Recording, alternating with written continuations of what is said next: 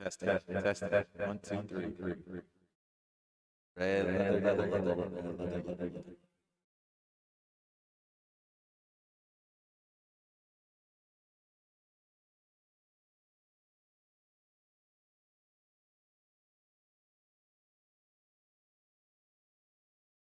Test.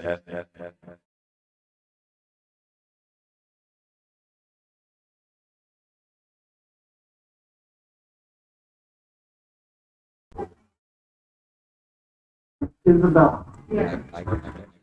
You. 3, 1, 3. Give me a lot of Test.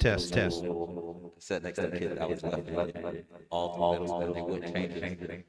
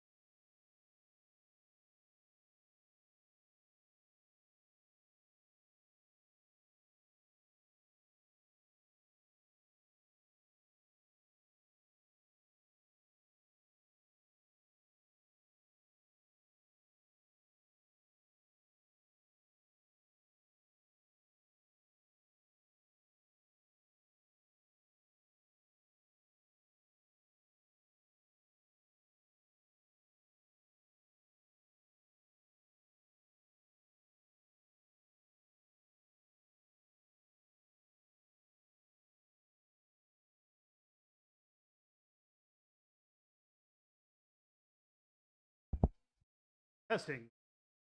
4, 5. Testing.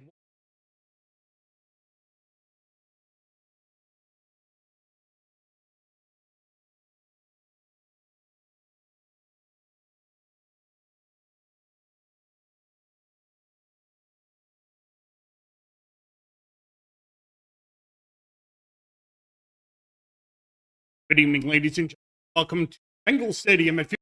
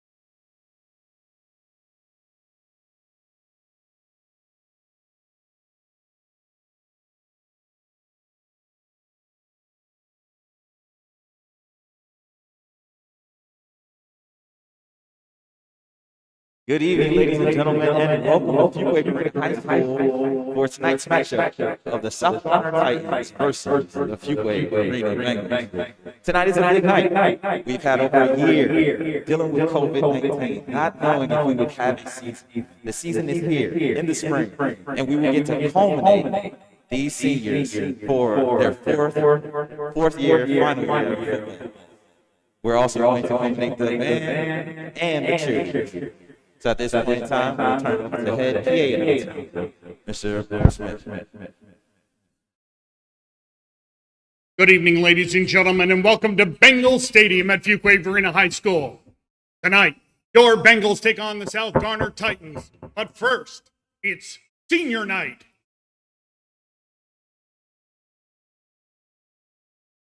At this time, we'd like to recognize your senior cheerleaders.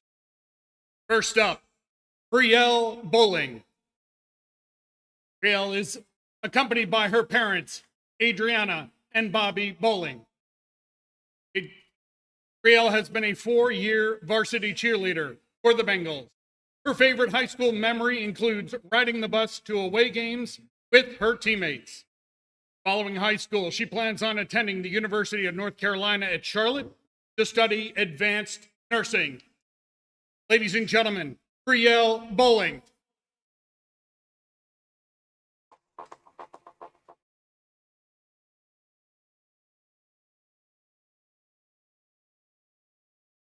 Next, please welcome Ellis Arnold. Ellis is escorted by her parents, Jill and Steve Arnold. Ellis has been a 4-year varsity cheerleader. Her favorite high school memory includes riding the bus as a team and getting excited to compete on competition Saturdays. Following high school, Ellis will be attending the University of North Carolina at Chapel Hill as a public health major. Ladies and gentlemen, Ellis Arnold.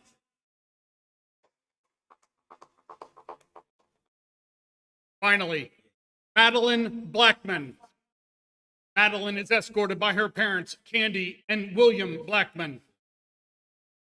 Madeline has been a 3-year varsity cheerleader. Her favorite high school memory includes watching 2 of my best friends that I met from varsity cheerleading virtually graduate last year. Following graduation, Madeline plans on attending ECU's Honors College as a Chancellor's Fellow with a 4-year paid scholarship to study clinical psychology.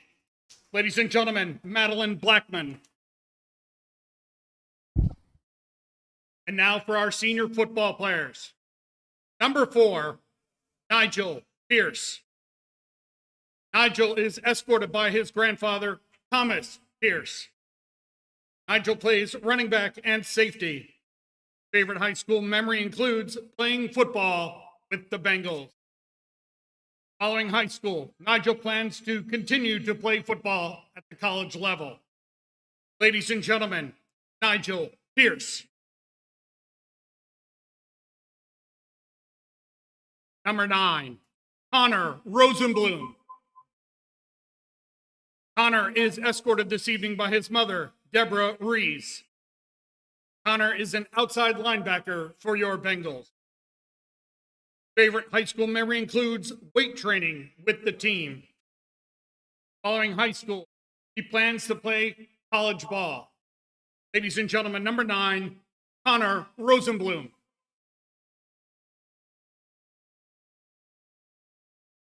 Number 10, Seminio Myers. Seminio is escorted by his mother, Tricia Myers, and father, Major Seminio Myers. Seminio focuses on the kickoff team. Favorite high school memory includes getting them chopping, Coach Jones. Following high school, Seminio is undecided on the school that he will attend, but the major will be criminal justice and homeland security. Ladies and gentlemen, Seminio Myers. Number 17, Ethan Burke. Ethan is escorted this evening by Jill and Dave Burke. Ethan plays wide receiver for your Bengals. Favorite high school memory includes beating Middle Creek last year. Following high school, Ethan will continue his education and play lacrosse at Barton College. Ladies and gentlemen, Ethan Burke. Number 18, Jacob Braswell. Jacob is being escorted this evening by his parents, Christy and Russell Braswell. Jacob Braswell is your quarterback for your Bengals. Favorite high school memory includes beating Middle Creek junior year. Following high school, Jacob would like to continue on to become a firefighter. Ladies and gentlemen, Jacob Braswell. Number 22, Eli Coates. Eli is being escorted this evening by his parents, Brian and Melissa Coates. Eli plays cornerback for your Bengals. Favorite high school memory includes hyping up my friends during their games, having them hype me back up at my games. Following high school, plans to attend Wake Tech for 2 years to study marine biology, then transfer to NC State. Ladies and gentlemen, Eli Coates. Number 24, Darius Briley. Darius is escorted this evening by his mother and father. Darius plays safety for your Bengals. His favorite memory includes making it to the state playoffs in basketball this year. Following high school, he's going to further his academic career at a 4-year college and continue to play either basketball or football. Ladies and gentlemen, Darius Briley. Number 25, Ramir Smith. This evening, Ramir is escorted by his mom, Monique Connie, and dad, Russell Smith. Ramir plays cornerback for your Bengals. Favorite memory at high school includes starting my first varsity football game. Plans following high school. Ramir is going to college for either journalism or construction management. He also wants to keep playing football. Ladies and gentlemen, Ramir Smith.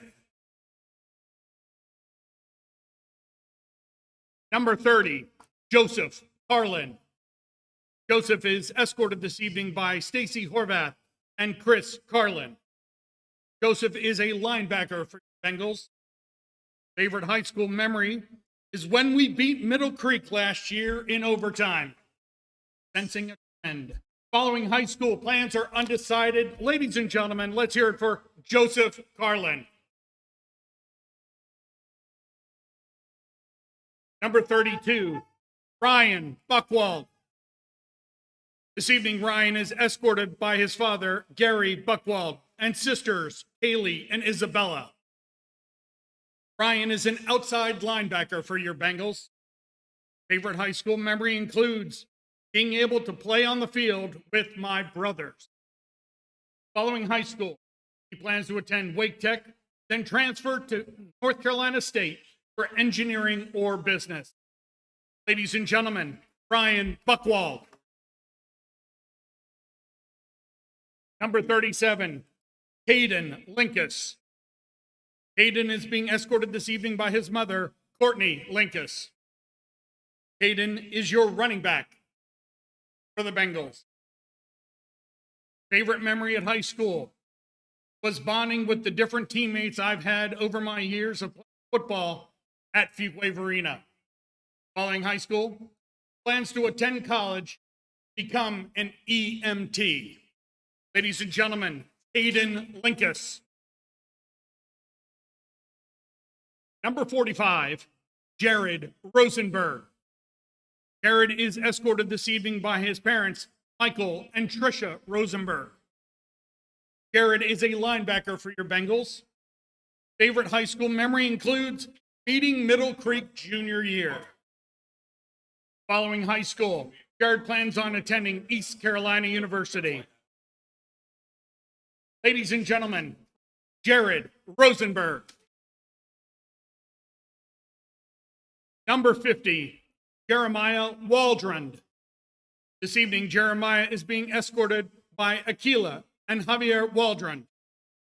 Jeremiah is your nose guard for the Bengals. Favorite high school memory includes going undefeated freshman year. Following high school, Jeremiah plans on attending a 4-year university. Ladies and gentlemen, Jeremiah Waldron. Number 51, Javian Bulware. This evening, Javian is being escorted by his brother, Adrian Bulware. Javian is your defensive end for the Bengals this season. Favorite high school memory includes beating Middle Creek after 11 years. Following high school, he plans to play college football for 4 years. Ladies and gentlemen, Javian Bulware. Number 57, Dylan Solomon. This evening, Dylan is escorted by Melanie Solomon and Christopher Solomon. Dylan is a guard on your offensive line. Favorite high school memory includes beating Middle Creek in football or Holly Springs in lacrosse. Following high school, he plans to attend Lees McRae University to major in early education and play lacrosse. Ladies and gentlemen, Dylan Solomon. Number 82, Gerald Cartwright. This evening, Gerald is being escorted by his brother and mother and father. Gerald is your cornerback and wide receiver. Favorite high school memory includes beating Middle Creek. Following high school, Gerald plans on attending a 4-year university. Ladies and gentlemen, Gerald Cartwright. And finally, your manager, Cody Wilburn. Cody is being escorted this evening by Christine Wilburn and Roy Wilburn and brother Jacob Wilburn. Cody is your student assistant coach and manager. Favorite high school memory includes beating Middle Creek in overtime last year. Following high school, Cody plans on attending Barton College, where he will begin as a student assistant coach in hopes to get a head start on his career of coaching college football. Ladies and gentlemen, Cody Wilburn. And those are your 2021 senior cheerleaders and varsity football players.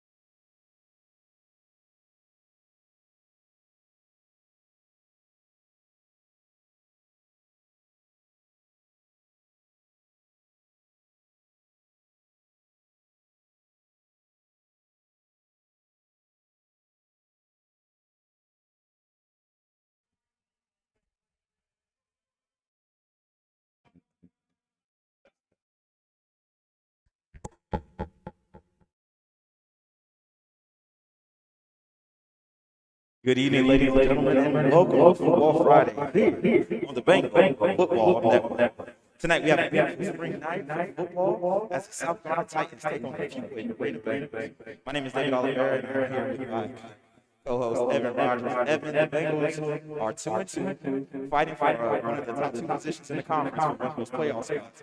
What do you think they have to do to get through it tonight? Big focus tonight is gonna be offensive flow. Coming off a game last week where they were scoreless, just look lethargic on the offensive end. Tonight you gotta get a flow going. This offense doesn't really have an identity going through these first 4 games. They've got 39 points on the season, a little lower than what you'd like to see from the Bengals offense. It's really just finding that identity tonight for the Bengals. So you talked about finding their identity in offense, but one thing they don't have to do is find their identity in defense. They have shut down almost every team with a slight let up against Gates, but they still was a good defensive effort. Yeah, this defense has been the backbone of the team all year. Last week against Sam Lurch, you could argue was one of the best quarterbacks in the conference, committed Division III. They held him to 8 points, and 2 of those points came from a safety. So they held Sam Lurch to 0 touchdowns passing, which is a huge accomplishment for this Bengals defense. Look for the defense tonight. Try to keep that quarterback in the pocket. The defense seems to thrive when they can keep QBs in the pocket and not have them scramble, and that's really for the key for them tonight would be to keep them in the pocket. And that's, like Evan said, that's going to be the key for them. Just making sure that offense doesn't allow the escape, and they're going to do a lot of work tonight. So we got 2 minutes set on the clock. South Garner is going to proceed to start the game. That means we're going to get our first kick from Matt Jones tonight. I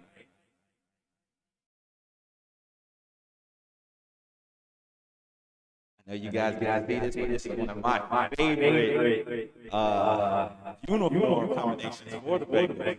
They have the orange tops with silver lettering with the gray pants and the white helmet. Just a beautiful combination. South Garner comes in with the all white with the gray helmets and the gray lettering. So we're going to try to set the starting lineup for you after the kick. But it's another Friday in the spring, and we're happy to have some football. So here we go.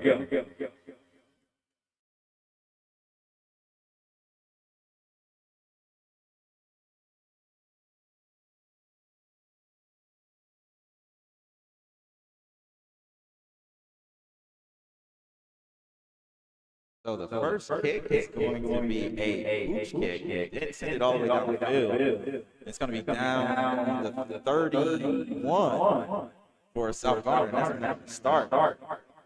Again, we're going to try to get the start lineups for you as soon as we can. But again, this is the side of the ball that the Bengals have no issue with defensive side. We'll get to see their staunch starting very good.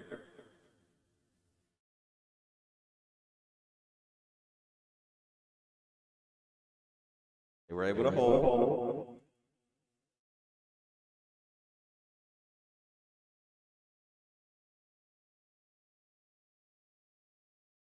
There's a pass immediately.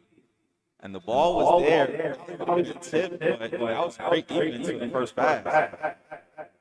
Interesting play call coming out of the gate for South Garner. You know, testing the defense deep, trying to keep them respectable. Looked like a good ball, kind of just overshot as a wide receiver there. Yeah, the pass was from number 4, James Jones. He's the quarterback for the Titans.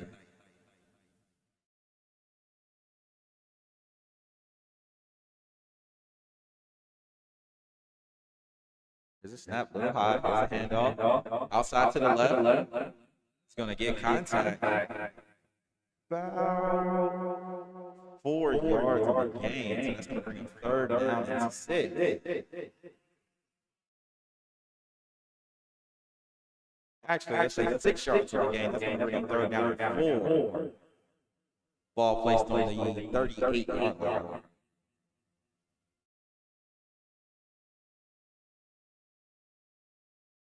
Left-handed quarterback throws it all the way out far side. There's the pass was caught. That's going to be a first down as well. That's going to be Trondre Evans on the reception. There you have it again. South Garner going to the arm of Johnson. He's been impressive these first few passes. That's a far pass thrown from the near side of the field to the far side and picking up an impressive first down for the Titans. Titans going to set up for first and 10.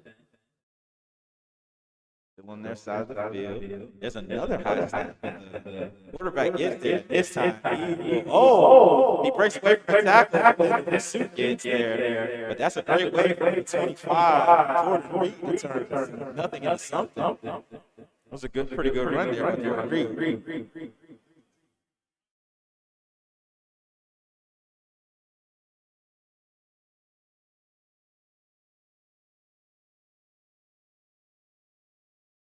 Goes with the hard snap.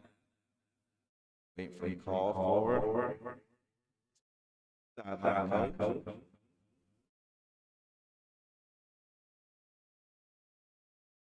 Johnson again gets it, hands the ball off to Reed. He gets dropped that time.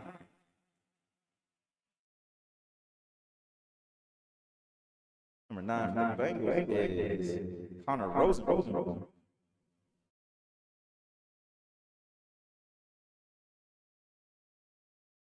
So that's going to bring up third down. First possession for the Titans. 9:52 running in the first quarter. Again, here a lovely night, senior night for the Bengals.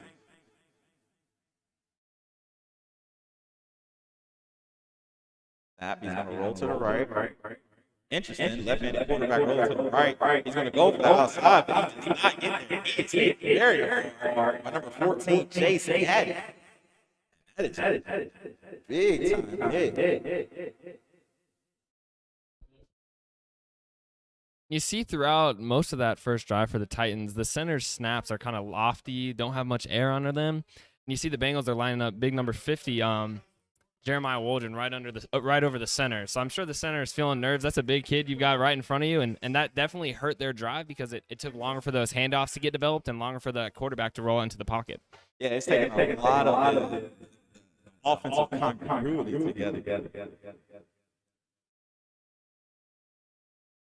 Punt. Decent kick. Gonna land at about the 23. It takes it good. Bounce. It's gonna go out around 8-yard line. Oh, it's gonna be marked at 6. Nice punt. Number 14. 46-yard punt. 14. Malachi Hardy.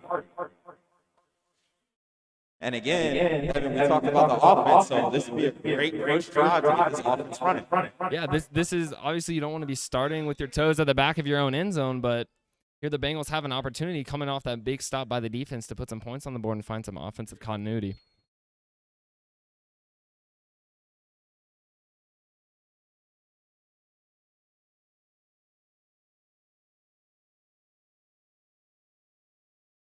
First play is going to be a tackle for loss on the back. Number 37, Kaden Lincoln.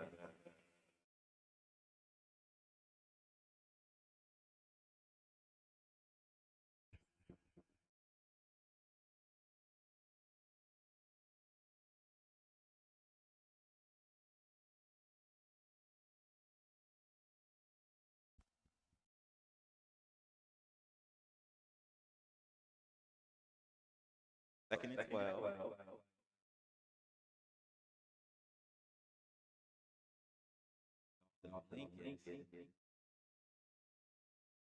Gonna get back to the line scrimmage previously. That's gonna bring up third.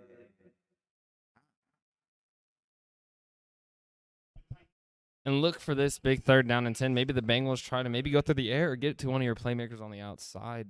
Up the gut isn't really seeming to work here early on. You look at the Titans up front. You got big number 77 standing you right down the middle. It might be tough to run it up the gut throughout the night.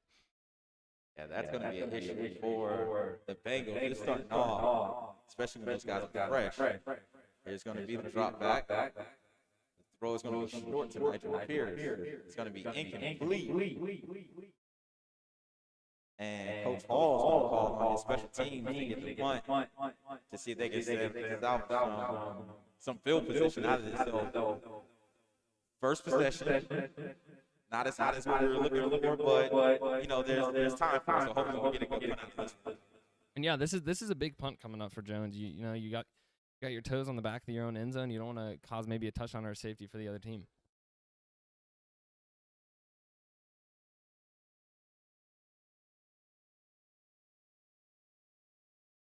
So the ball gets down about 35. So about a 30 yard. Not bad. Gives you some room. And again, with defense playing the way the Bengals have been playing, this is going to be a really, really good situation for them. 7:46, 0-0 the score. We still got plenty of sunlight here. Don't even think the lights are turned on. This is just a beautiful day. Spring football is wide open.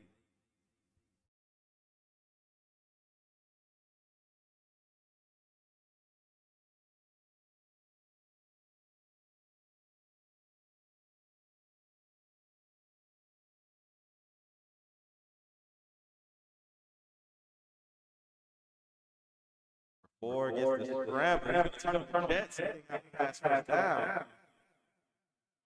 And that's going to be about a 15-yard gain. First play of that session for the Titans. And that looked really similar to what Brock Wills did to this defense a couple weeks ago. The contain is there initially. It's just the elusiveness of number 4, Johnson, to get to the outside and break it for 10-plus gain right there. Bengals are going to have to hunker down on defense. Here's a good snap. Left-handed quarterback lays back. He got pressure from behind. Chase Gaddy chases him. Then there's the throw. There's the... Oh, they're going to say it was incomplete. Number 25 on the play. Ramirez Smith. Looked like he had something on, but the official's not going to give him the pick on that one.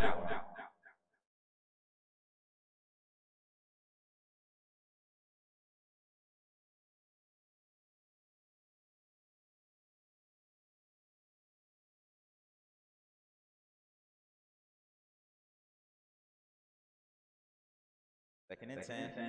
There's a snap pitch to number 5. Headed towards the outside. He's going to meet Nigel Pierce. He goes nowhere. Nigel Pierce again, number 25.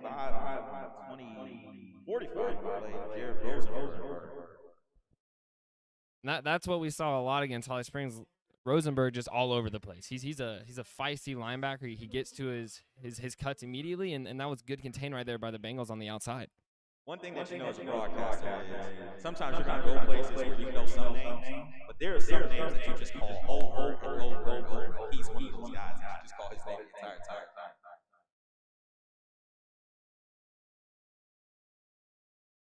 Third and 9. Here's a snap. Here's the pitch to the right. There's another tackle on the play, number 30. That's going to be the other linebacker, Joe Carlo.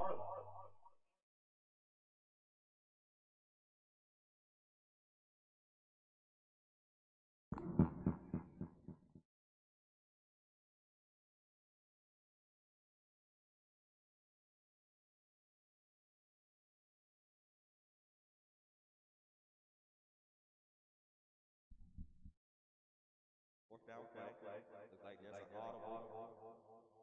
Quarterback James Johnson. Pistol formation. Receivers running back to his left. Snap, catches it clean. Left hand release on the slant. And oh man, that was an opportunity missed right there. Receiver number 8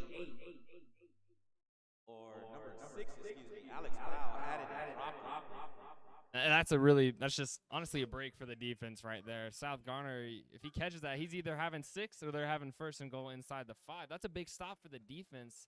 South Garner offense coming into the game has 12 points on the season. So if you get them getting points early and taking the lead, that might give them some confidence they haven't felt really all this year, and that's a big stop right there. And that's a big thing in this game, confidence.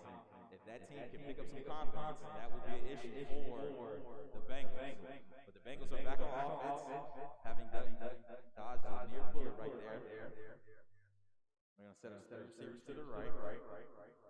Here's the handoff. It's going to go to number 28. That's going to be Connor Shepard. You see, starting this drive off, you got number 5, Caden Castle, back under center.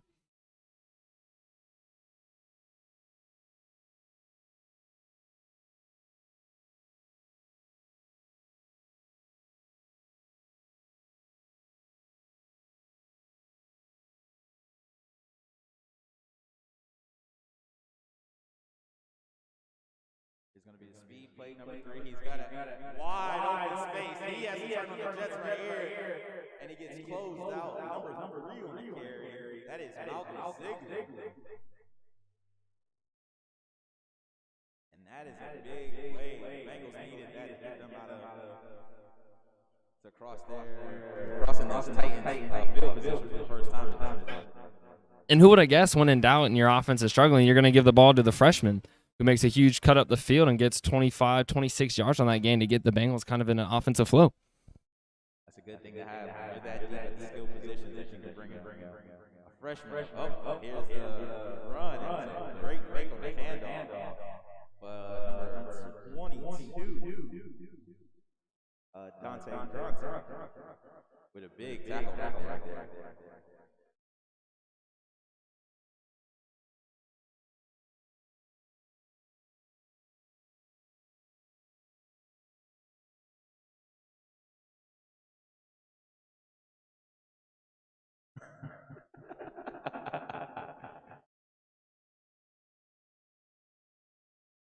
Here's the handoff to the left side. Jackson Parker is going to pick up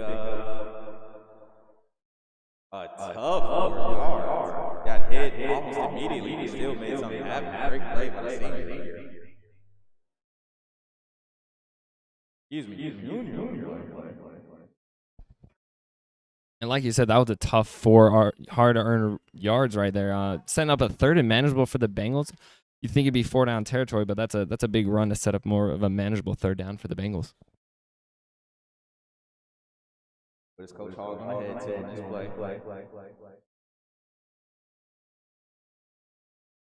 Caden Castle was playing fairly good all season long. Kept them in really good positions. Here they're going to go back to Ziegler on the speed. He has wide open space. He to make one move. And he's going to head out on that one. That's another first down for Ziegler. So 2 big plays by the freshman.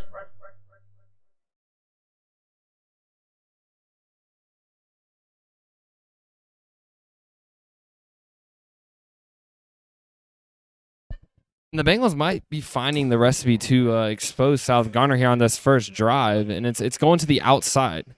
Bengals have a lot of skill players that thrive in the open field going outside, so it seems like if they keep going to that, they can really expose a hole in this Titans defense. Fresh. 1st and 10. Still have the ability to get a first down. Coach Hall trying to get a timeout there. Not going to happen, but a touchdown comes out of it. So I'm guessing Coach Hall is okay with that. Big touchdown right there. Number 5, Caden Castle. There you see it again. Castle, we've been very impressed by his decision-making within the wingback. That's a tough offense to run, especially as a first-year varsity starter. And there you see it again on that play. Smart to pull the ball, smart not to pitch the ball to the outside, keep it, and score the first touchdown of the game for the Bengals.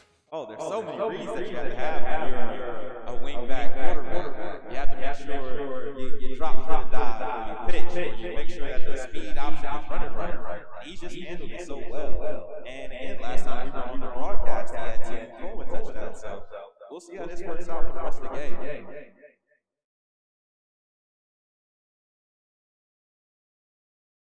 Kick is up and good. That's going to bring the score South Garner Titans.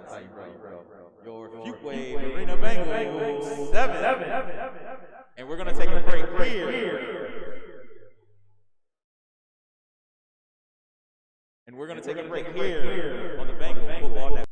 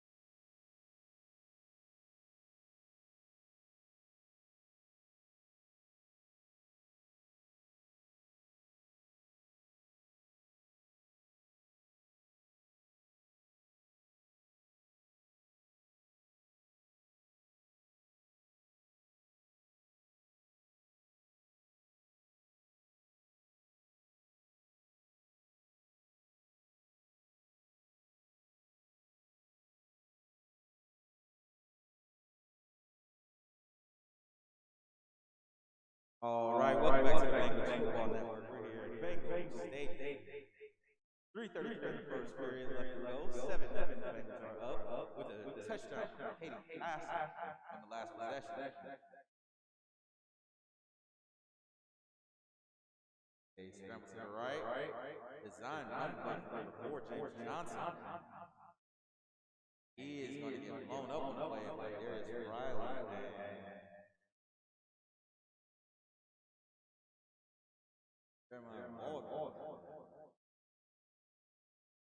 Excuse me, number 30, Joseph Carter.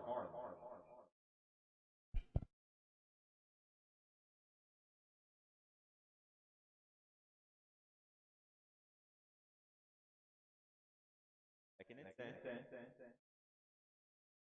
Johnson sets up with the quarterback. Have a whistle.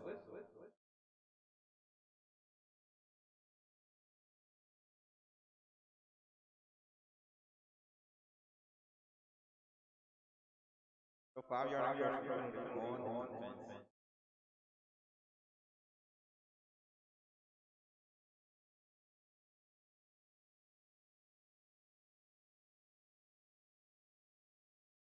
Titans set back up, 2nd and 5. Hard snap. Back up. Audible play. Left-handed quarterback gets pressured out the pocket, gets grabbed, brought down. That's number 54 on the tackle. So that's Jeremiah Waldron, big tackle. And that's a sack right there that's created by your secondary. Johnson had time to get the ball if he just didn't really have anything open downfield. Soon enough, the pressure gets to him, and that's a huge sack to make it 3rd and long right here for the Titans. 3rd and long, this is where the Bengals love to work because they can get pressure on the quarterback when they don't have to. They can send it without even worrying about it. This is where they're really dangerous. Pressure from outside, there's the throw, and this time there is a catch. He's going to go down for 5. That's going to be Davon Spike Bonds. Trying to get a flag on the play.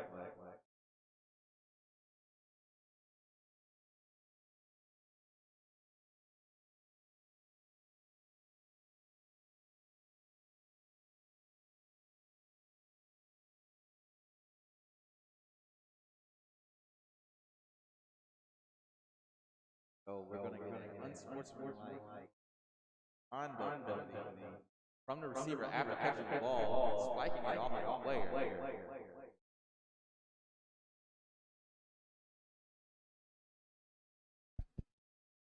And that's a penalty right there for the Titans. That's just a huge drive killer. You get a nice first down with the slant over across the middle, and then just a middle mistake backs you back up 15 yards, and you're looking at 1st and 10. That's going to be at the 22-yard line. Go.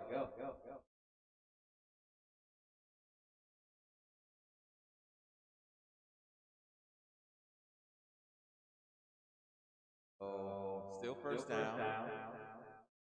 1st and 10 after reception.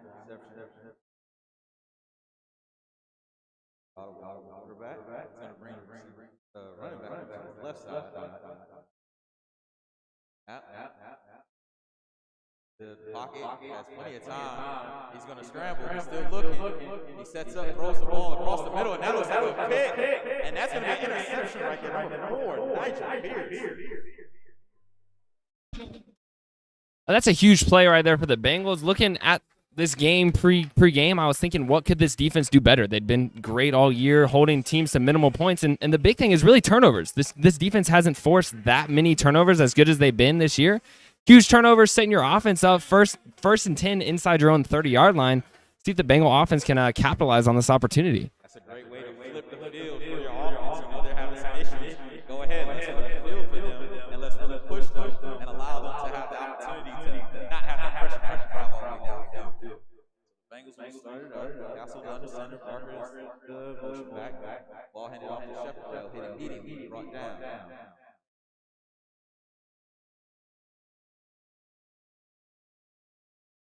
So the dive play was one of the stable plays for this Bengal offense. Hasn't gotten on track, but that's one of those plays that keep going outside, boom, one time, Chaparral, Caden Davis takes it to the house. Yeah, Chaparral, he's a talented runner up the gut. He thrived at it last season. I think it's just a matter of time before he breaks one loose. Barker gets the play over to the left. He breaks one tackle, throws a shoulder into another person, just to let him know he's here. There's a first down right there, and that's going to bring up first and goal. Or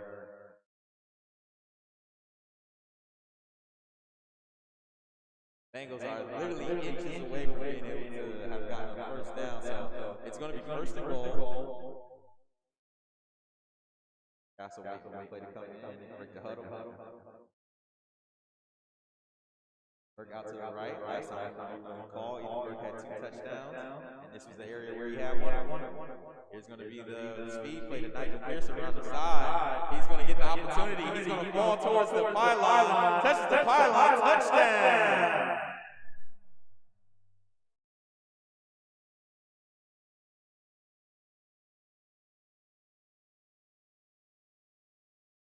So they're going to call it short, just short on the play. So Nigel's not going to get the touchdown right there, but they may go right back to it.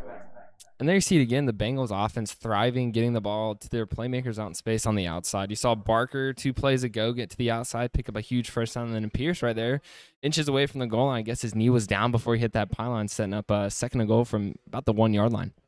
That's an awesome thing to do for a coaching staff. There it is, the play for Pierce. He's going to get in, and that time it's going to be clean, and there's 6. Great time for the senior on 3 plays, goes from interception to almost touchdown to touchdown. So that's a great situation there that the coaching staff did. Your senior goes ahead and makes a great play for you on defense, and you reward him on the offensive side. Yeah, and you think the coaches would go back to him after that first and goal run, just came inches short on that one play. You think you get it to him, get him as a touchdown. Huge play by him on both sides of the ball. Get that big INT to set you up with a very short field and then punch it in for 6 more.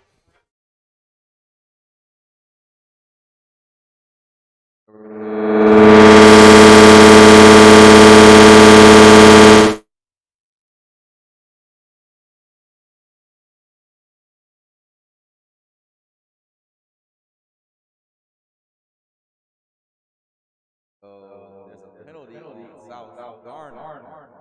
So we're going to kick.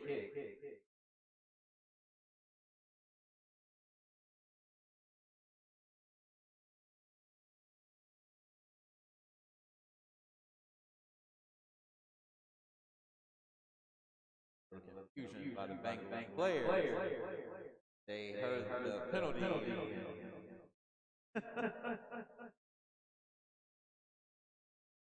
There we go. We're going to get a kick from this one. We're going to have a hold from Dylan Smith and a kick from Matt Jones. Kick. Jones is 2 for 2 on the day on extra points. So with 42 seconds remaining in the first quarter, your Fuquay-Varina Bengals 14, South Garner Titans 0.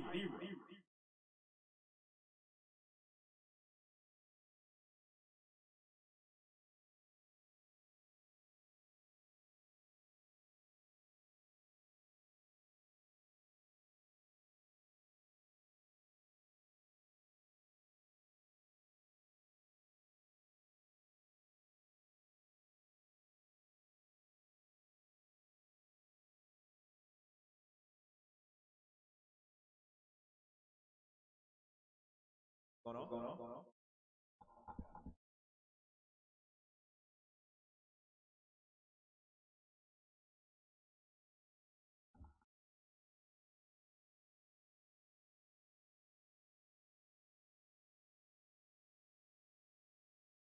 Kick it off, and he's going to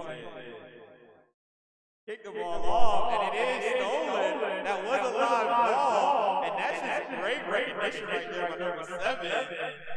Princeton Green. And I'm going to guess the South Garner guy thought it was a punt because he's just standing there thinking that the kicking team can't get that ball when that ball is live right after it hits 10 yards. That's a pooch punt went maybe about 13 yards. The Fuquay guy grabs up with it and gets it uncontested. And that's just really just a mental error right there by the Titans. And again, the Bengals are going to have a great opportunity here on offense to get more points.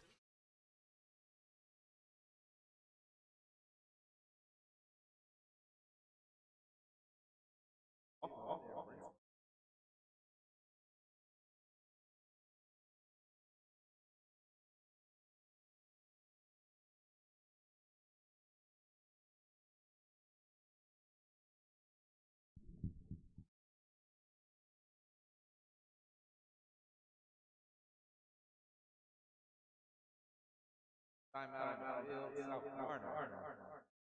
We're going to take a break here at Fuquay-Varina Stadium here on Bengals Football Network.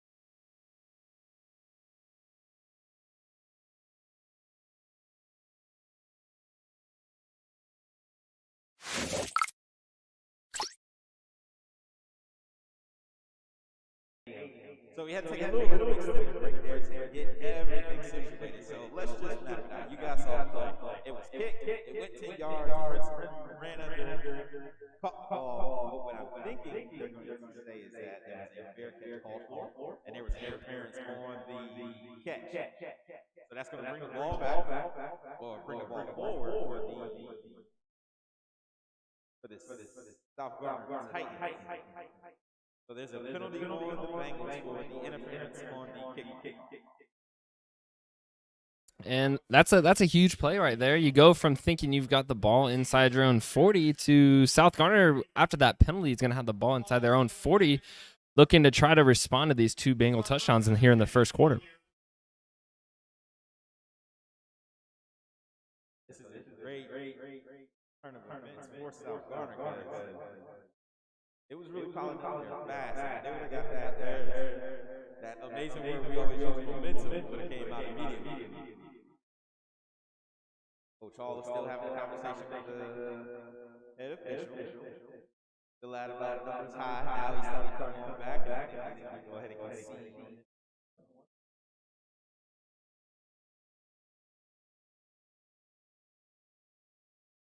And South Garner's going to be on offense.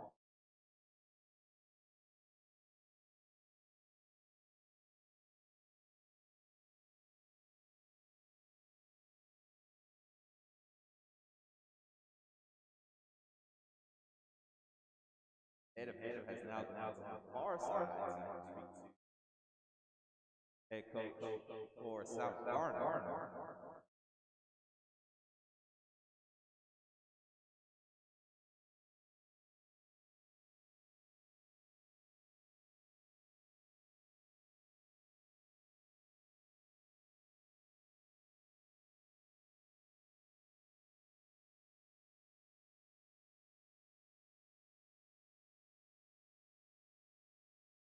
Like the head official has smoothed everything over with both coaches, and I think the game is on. Words of Garth and Maine. 40 seconds left in this first quarter. Had a nice little delay on there. Johnson back in the quarterback, left-handed quarterback, sets up, throws. It's going to be the ball is up. The opportunity is there. It's going to be a catch. And that's going to be a great catch right there by number 12. Trondrick Evans. Concentration with the hand in the person in his face. Oh, my. You gotta tap him on the head, say good catch. I mean, the concentration, ball's a little underthrown, but it gets to him, and that's a huge play for the Titans, setting it 1st and 10 inside the 5. So 20 seconds left. Johnson's going to go under keeper, under center. He's going to run right into Pearson. He gets over Pearson. It's going to be a touchdown. So before the end of the half, Johnson punches it in for South Garner. And this is interesting because, again, the first thing we talked about was South Garner's offensive struggles and defensive strength for the Bengals. Yeah, that's just a huge turn of events. You go back 3 minutes ago, the Bengals think they have the ball inside their own 40, and just like that, South Garner looking like they're trying to make this a 6-point game with this 2-point conversion. Right now, so Johnson is running back to the right. And left-handed everything go right. There's the pitch. Nothing there. Briley gets on him. Short tackle right there by Briley. And that's going to be the score. South Garner Titans 6. Fuquay-Varina Bengals 14. That's great pursuit right there by Briley. I mean, like we mentioned a few weeks ago, he's back from his basketball season. He's a returning first-team all-conference player, and that's him just making a first-team all-conference play right there in the open field. In warm-ups, I didn't see a kicker on South Garner warming up, so it doesn't surprise me that they did go for 2. But you look at their past 2 attempts this season, they're 0 for 2, now 0 for 3 on that 2-point conversion. So that's just missed opportunities for points right there for the Titans. And instead of it being, a 7-point game or even a 6-point game if they convert it, it's an 8-point game, putting yourself in that much more of a hole for the Titans. Yeah, that's always one of the tough things for coaches, especially at this level, is to find a legitimate kicker. for our fans who don't know, South Garner is one of the newer schools in Wayne County, so they haven't had time to really get through that maturation process. I do think it's the first senior class, so they're just really trying to get something going. And a couple other sports they do very well, but football is just one of those sports that takes some time to grow. So number 2 is going to get set to kick the ball, and that is Ben Gunnu. Great kick by Mungu. Then Jackson Parker all the way back. So he's going to take some time. He has a little crease. He breaks one tackle. He's off to the and he gets pulled down by the hips at about the 26-yard line. Great return right there after the great kick. Yeah, after seeing that kick, you kind of question why they've gone for 2 all this season. But Barker right there making a huge play, being able to split through those 2 defenders and set the Bengals up with more of a manageable field position here.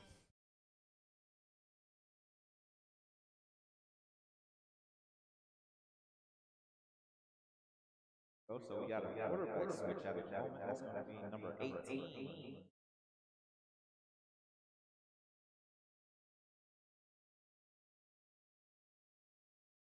Is the handoff.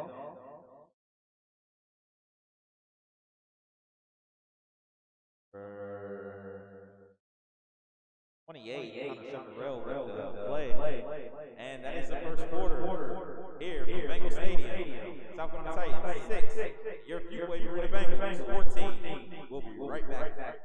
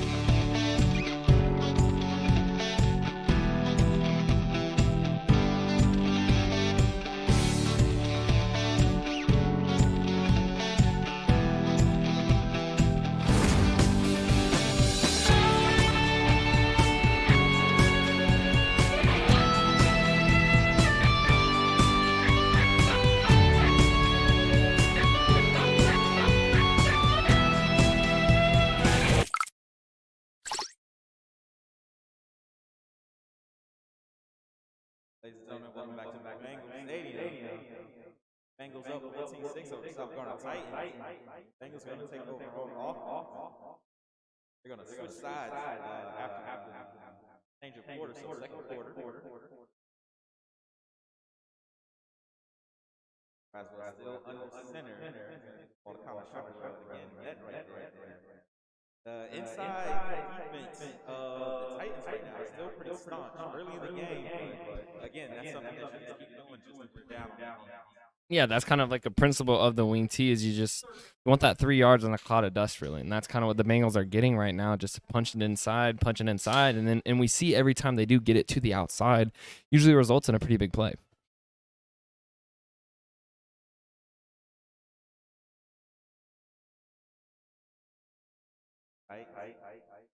Right behind. There's going to be a keeper to Pierce, and then he gets the pitch off. That's going to be a first down for Nigel Pierce. Nigel Pierce having aim. I'd love to have him senior night to really show out in front of that home team.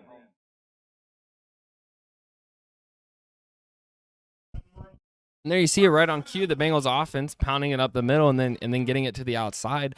This just seems like on the outside, the Bengals are faster, they're a little stronger, and they're just more experienced than the Titans, and they're really thriving in that open field.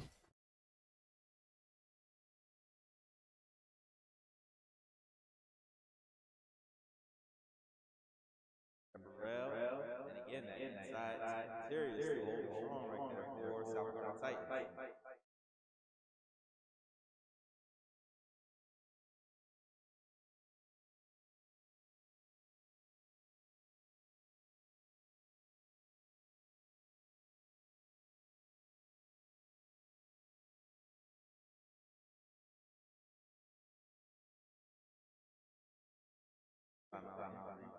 Player on the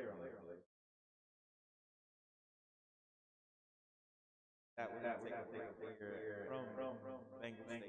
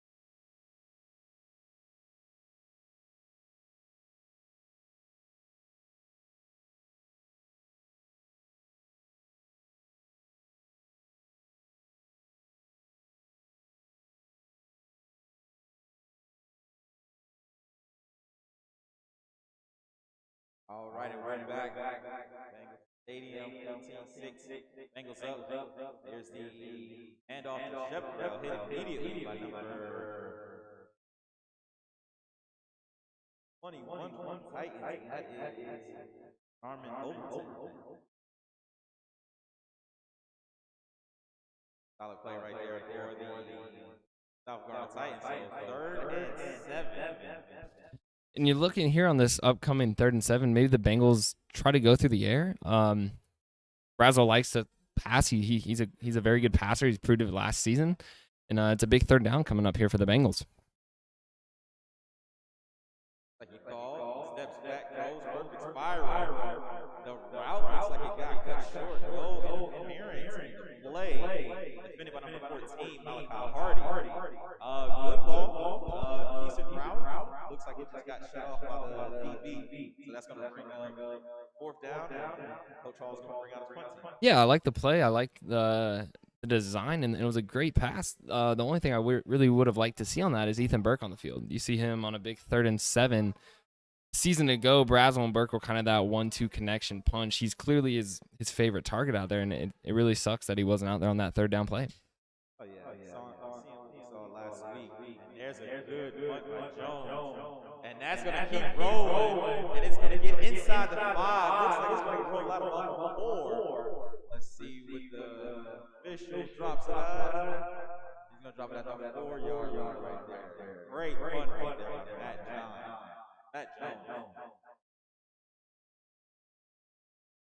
Those are the type of things that will switch the field around in a heartbeat. And that puts the Bengals defense. Oh, they're going to be licking their chops on this one.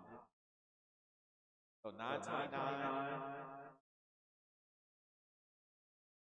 First half.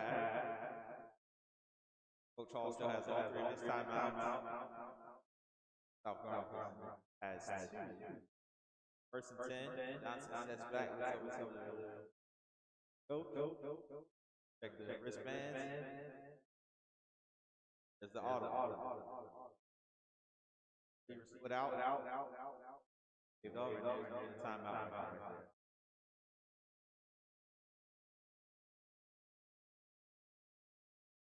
South Garner is going to take a timeout. Looks like it's going to be a quick conversation about just what to do down here, because this is a very dangerous area, especially for defense.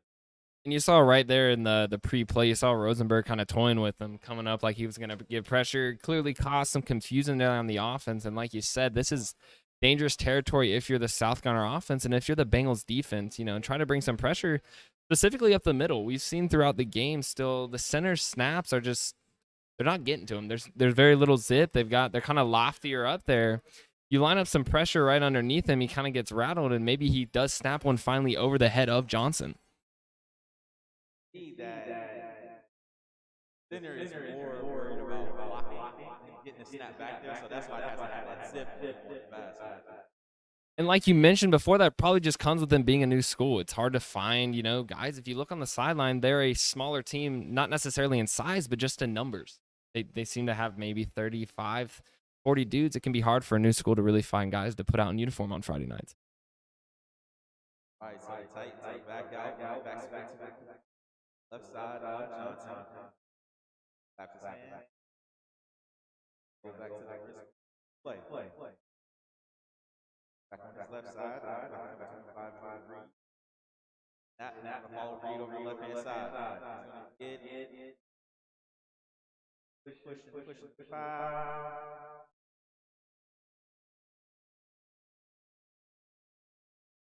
Like out of 2-yard game play, so 2nd and 8 coming up.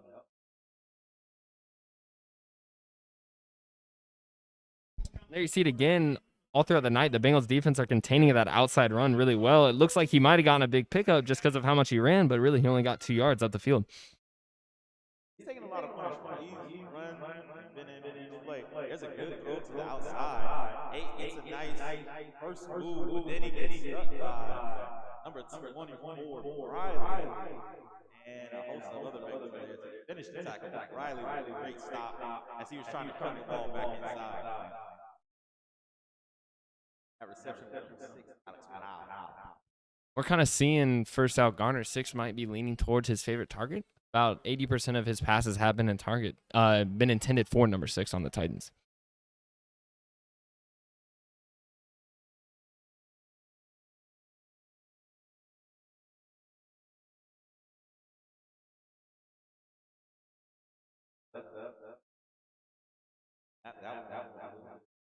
There's a 5-yard in. There's a catch, but it looks like it's going to go short. Tackle play is on. Connor Rosen. Excuse me, that was 45. Rosenblum and Rosenberg are in on every tackle. So sometimes you get the names mixed up. So I do apologize if you're related to either one of those gentlemen.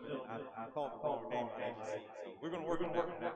And yeah, both those guys, you kind of get used to calling their name a lot so that you're going to mix them up. They're always in the action. They're aggressive, feisty defensive linebackers, and here's a big punt coming up. There's another good Parker's going to go under that one. He's going to try to make something happen. He has it. He's going to get over to the left side. He has the seam. He has the blockers. He has 1 man to beat, and he gets pushed out of bounds at about the 5-yard line. Great play there by Mr. Parker. We've got a flag here at the 25-yard line. It's a block that if you're a football fan, you love to see because it's a huge block. Lay a kid out. Is it illegal in today's game? It might be, just because, as the old heads complain, the game is getting softer. Me personally, I love the block. It was by Guy Taylor. It's a feisty block. That's a highlight play block. Unfortunately, it is going to cost the Bengals here some penalty yardage and negate a really big return. Yeah, that's a tough thing. Like I said, as people get older, they start to see maybe those big hits weren't the greatest part of the sport. So they're trying to pull some of that out, and a lot of times on those crackback blocks, there is a situation where they're just trying to keep the students healthy. So in that situation, that's where that flag is going to come out. It's going to come out every time nowadays. And for people watching this, who've been watching football over the last 25 years, it has changed drastically. There, 10 from the 39-yard line. Oh, there's the keeper right there by Kaden Castle. He's going to get to the outside. He has no one to beat, and he's going to. Oh, he just gets caught right about the 8-yard line. That was a great angle by. There you see it again. Castle's decision-making, thriving in the wing-back option play. And there you kind of see the jets from the quarterback. He kind of put on the burners there in the open field, and it didn't look like for a second he was going to walk into the end zone. But like you said, it was a great angle taken by the Titans there to shove him out of bounds. Yeah, sometimes you have those great quarterbacks that can make those decisions. They can break things down in heartbeat. There's nothing that beats a kid that can just turn his jets on and get to the outside. So that's a great thing to have right there with Kaden Castle. Back under center, he's going to get the jet sweep to the left-hand side. Jackson Walker has room, and he's going to walk right in. And that's going to be 6 points, bringing the total for the Bengals to 20. 6:52 left in the first quarter. We're still going to have the extra point. So 20-6 right now. And you're a South Garner fan. You're starting to see this slip away a little bit. Yeah, and the Bengals throughout the entire night, it's really just been get to the outside, get it to your skill players, and let them do their thing. I mean, you see it there, Barker getting to the outside for the touchdown run. You saw Castle, the play before, get to the outside. It's this reoccurring sequence throughout the entire game. It's just get the ball to the outside. Kick, up and good.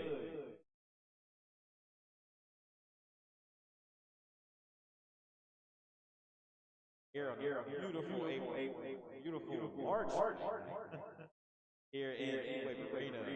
The Bengals 21, South Garner Titans 6.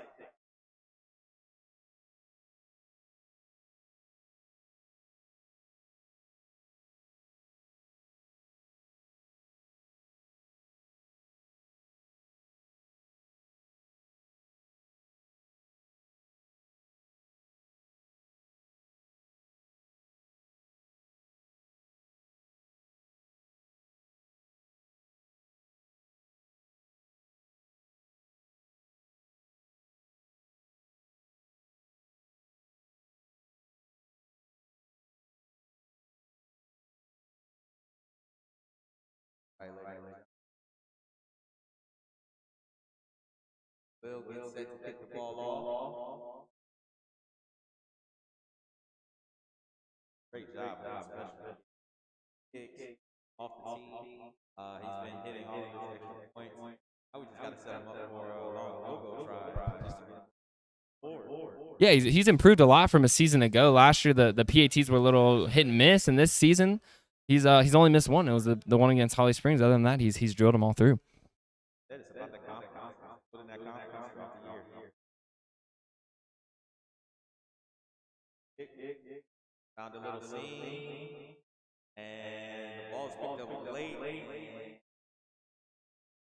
Is immediately hit. Ball is on the mark. Let's call it 25-yard. First and 10. South Garner.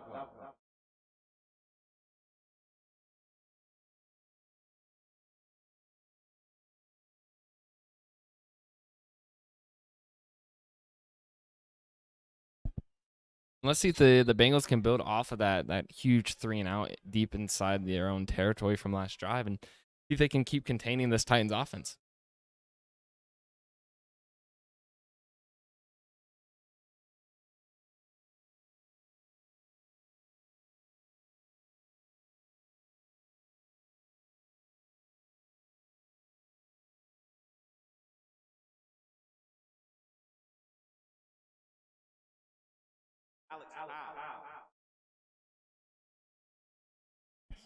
Throughout this night, you can't be anything but impressed with Johnson in his throws. He's got zip on his ball.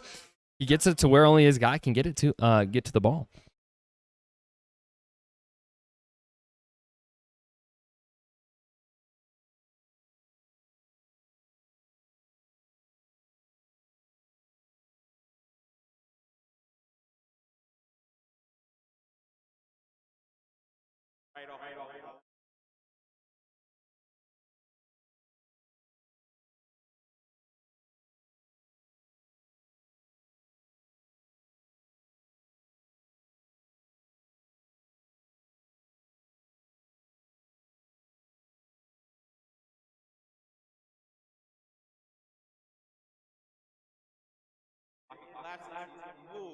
He gets the room.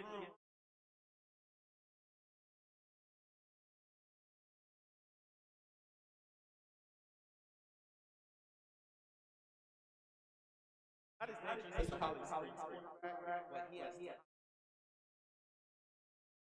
Yeah, he's not as quick. He's not as elusive as Wills was 2 weeks ago. I also think Wills probably had a stronger line up in front of him. But when he does get to the open field, he can be a dangerous runner. He's got some shifty moves. He's very elusive.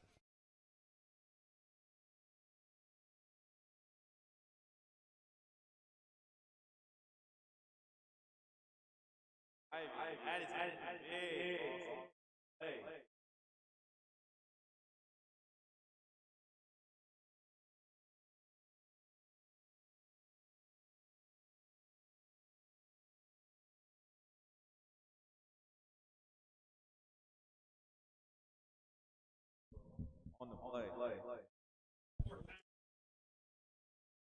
And maybe look here for the hard count by the Titans here on this 4th down play.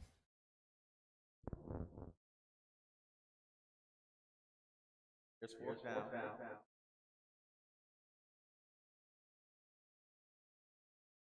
Eight's back. Big throw up the center of the field. Right on the hash. That is a 1st down completion. Johnson just finding his way for the coming in pocket right here.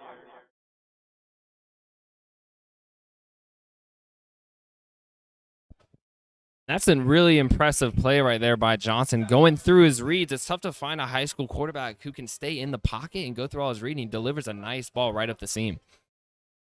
Especially while he's had so much pressure this entire time. Pressure.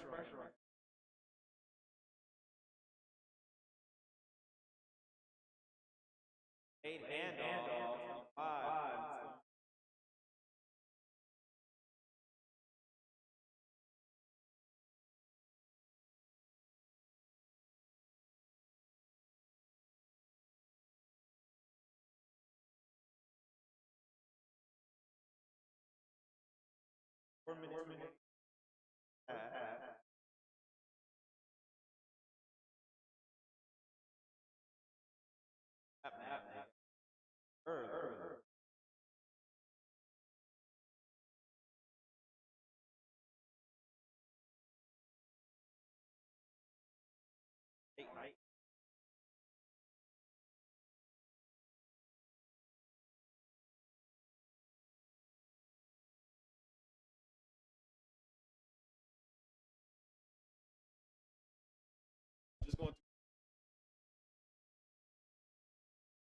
And it's really not the number of penalties for the Titans tonight, but it's the time in which they come. They're really costly, timely penalties for them.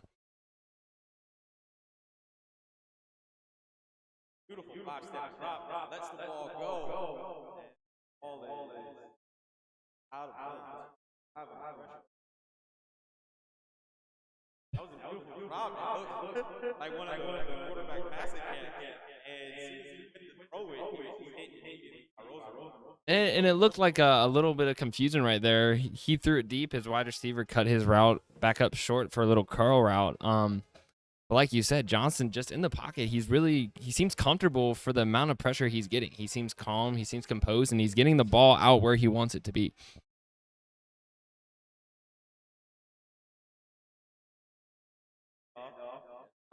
Again, and there they go. Number 45, Jared Rosenberg, and again, I told you, a lot.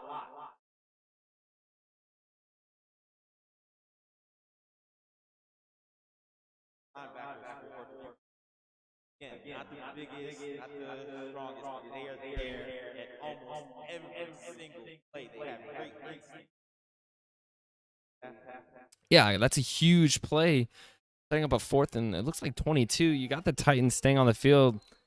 You look at the clock, 3 minutes to go in the half, and they don't really see their defense stopping the Bengals offense. Maybe they're going to go for this.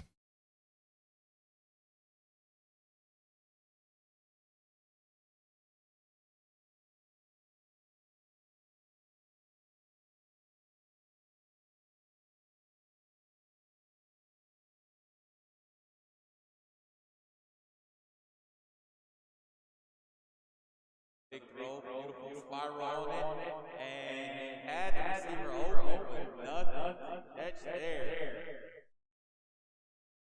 Great ball, good defense. They'll take it. Coach Hall. Yeah, that's a huge stop right there. You got a little under 3 minutes to go in the half. Ball at the 50-yard line. If you're the Bengals, you'd love to punch this ball right in before the half. And then again, Johnson just dropping back. That was a great ball. It kind of just went through his intended receiver's hands.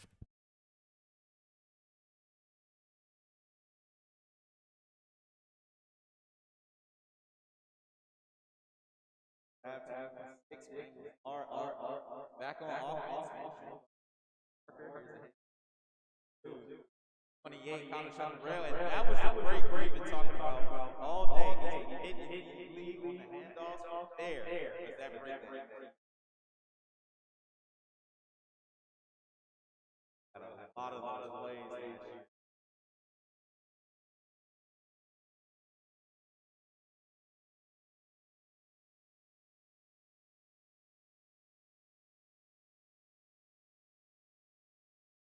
Ball spotted at the 41.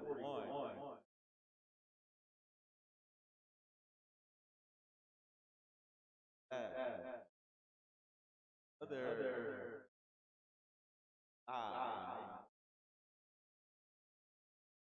Really.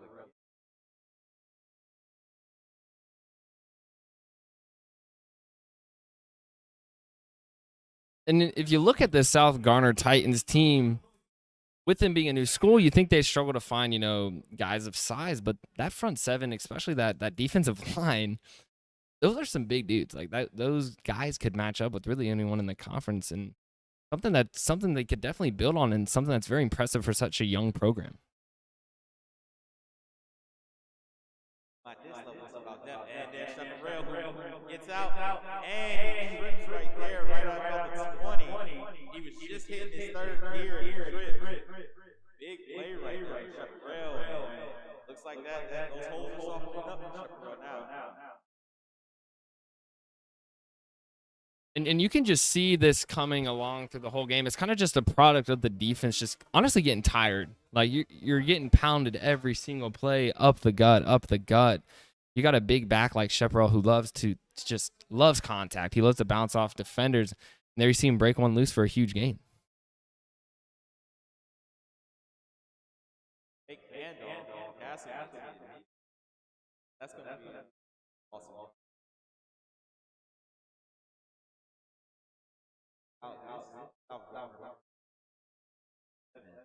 They're very large. It's not a small guy that much. But again, with the depth that you have, quite some time. A lot of those guys play on the opposite side of the ball as well. So that red zone in your lungs, you don't want to push it practice, but you're gonna have issues.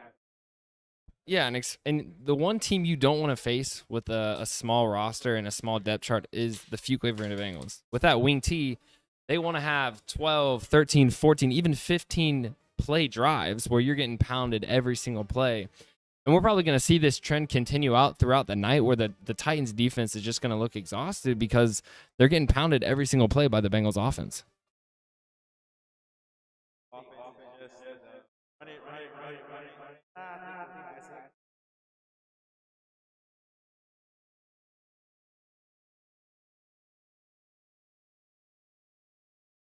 All about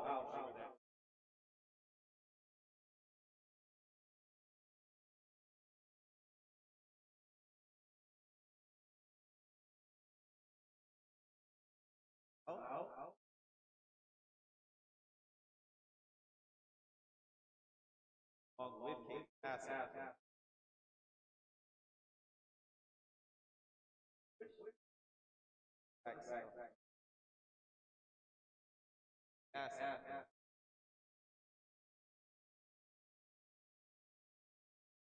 Looks, he has it wide open. Ethan Smith right there for the touchdown. And that is an awesome play right there by Ethan Smith getting his first career high school touchdown. Dylan Smith, I do apologize. Dylan Smith on the play.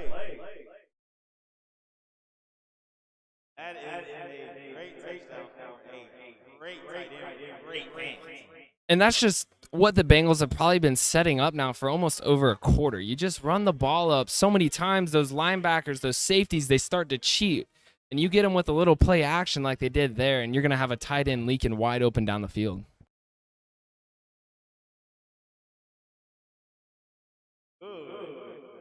That's going to bring us to 28 for your Fuquay-Varina. Take a break here at Fuquay-Varina Stadium. We'll be right back.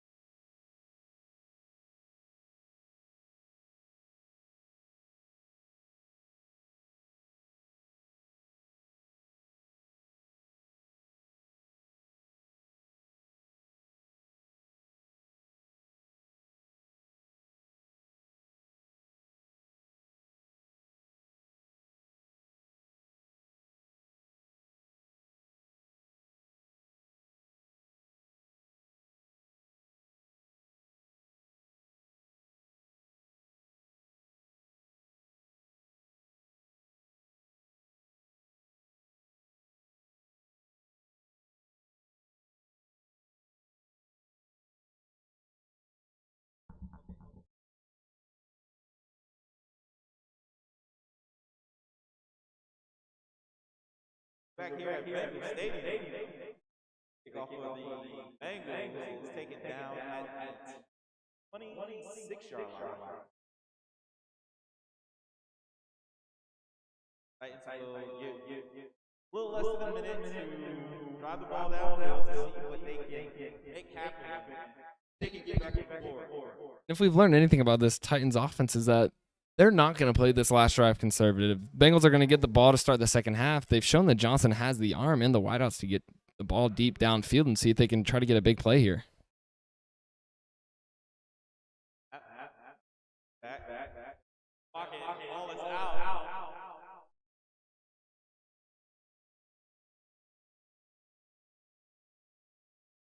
Awesome. Third down.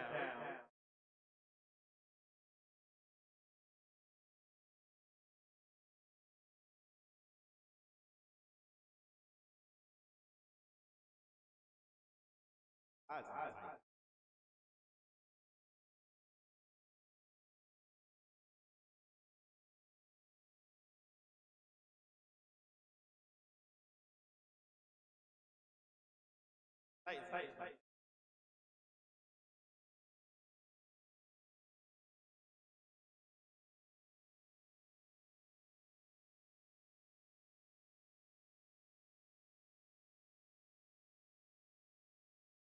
Have Bengals 28, South Garner Titans 6. Just in that first half, we saw quite offensive showing. Bengals. But offensive side picked up, and they just poured down on the Titans. Yeah, that was a really just well-performed half by the offense. They'd struggled to really find an identity throughout the entirety of the season, and it seems like their identity is really, pounded up the middle until they get tired. Get it. Once you get the defense kind of biting on those runs, air it out. Right here, as his last high school career, and really good right now.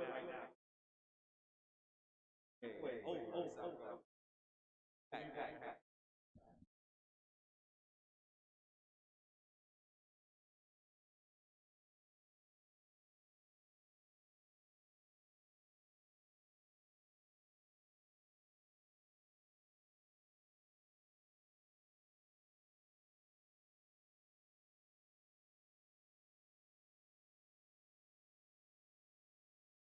Yes, 1, 2, 3. 1, 2.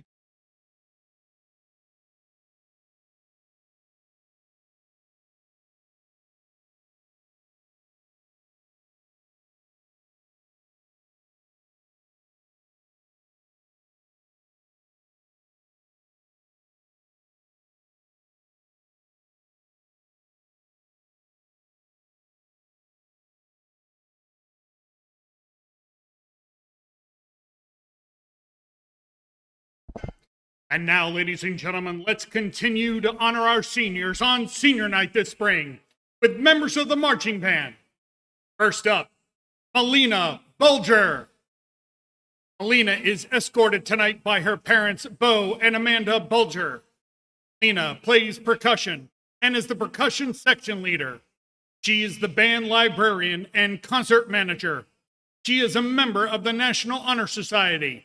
She has maintained honor roll throughout high school.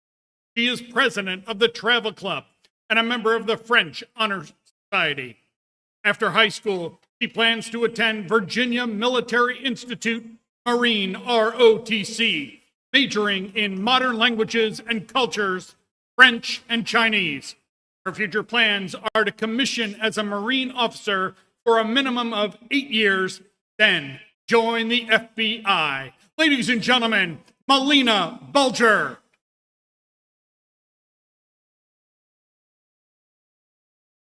Noah Bunn. Noah is escorted tonight by his parents, Garion and Katiana Bunn. Noah plays the trombone and baritone. He is the low brass section leader. He is a member of the National Honor Society. He is a member of the Triangle Youth Jazz Orchestra. He made all district band his junior and senior years. He was part of the Triangle Youth Brass Band his freshman, sophomore, and junior years. Noah plans on attending North Carolina A&T University in Greensboro, majoring in economics and law. Ladies and gentlemen, Noah Bunn. Jordan Harris. Jordan is escorted tonight by his parents, Greg and Carol Harris. Jordan plays percussion. Jordan is a member of the Tri-M Music Honor Society. He made all-district band his junior and senior year and was part of the Triangle Youth Brass Band his sophomore and junior year. Jordan will be attending East Carolina University in the fall, majoring in music performance in percussion. Ladies and gentlemen, Jordan Harris. Hannah McNeil. Hannah is escorted tonight by her parents, Mark and Lisa McNeil. Hannah is the drum major. She is the president of the Juniorettes, vice president of student ambassadors, member of the National Honor Society, Math Honor Society, German Society, and active in her local church. She plans to attend the University of Arkansas, majoring in aerospace engineering. Ladies and gentlemen, Hannah McNeil. And finally, Will Sorrell. Will is escorted tonight by his family, his parents Todd and Ruth Sorrell, his older sister Lauren, and younger brother Carson. Will plays percussion and is playing the snare drum this evening. He is the percussion captain his junior and senior year. During high school, Will has been a member of the Wind Ensemble, the Marching Bengals, and the Triangle Youth Brass Band. He is a member of the National Honor Society, member of the Tri-M Music Honor Society. As a freshman and a sophomore, he was a pit orchestra member for the school musicals In the Heights and Little Shop of Horrors. He has been accepted to Appalachian State University, where he plans to pursue a major in music performance this fall. Ladies and gentlemen, Will Sorrell. One more time, your Marching Bengal senior class.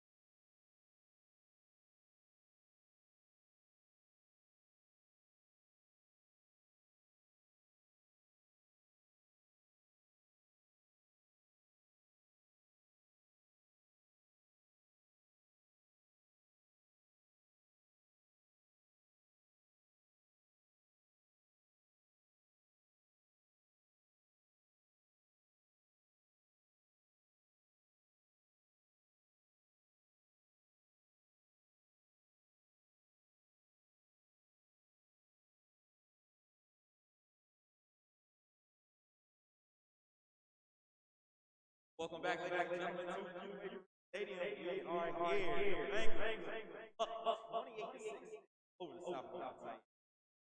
Turn it over for Evan to give us some of the stats from the first half and just to see where we can be looking in for what might shine. Yeah, in the first half, you really saw the Bengals ground and pound. They rushed for almost 200 yards in that first half, and they kind of spreaded the wealth. You had Jackson Barker there with 25 rushing yards and a touchdown there late.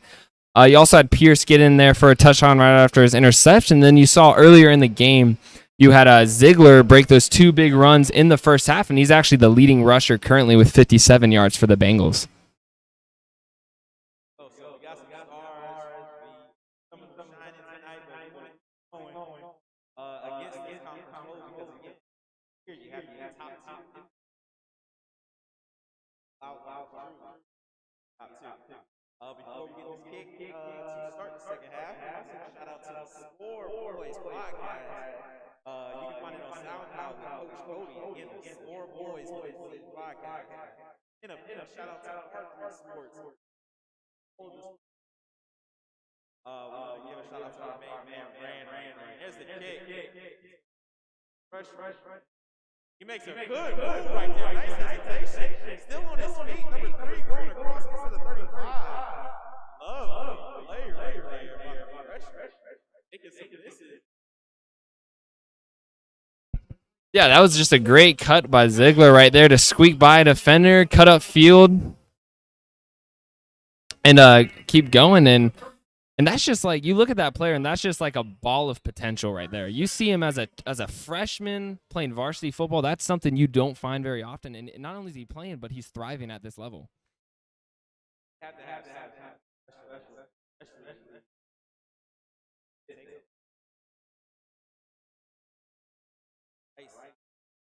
Positive game.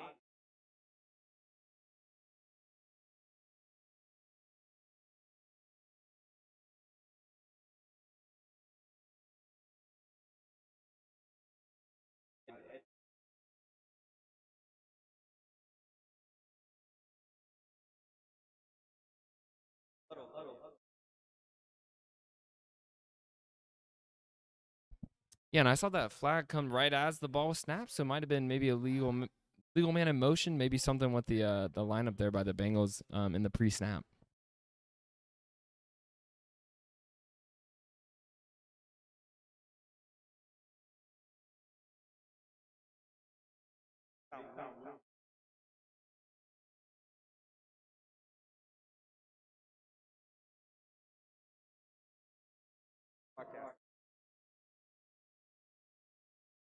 Conversation back.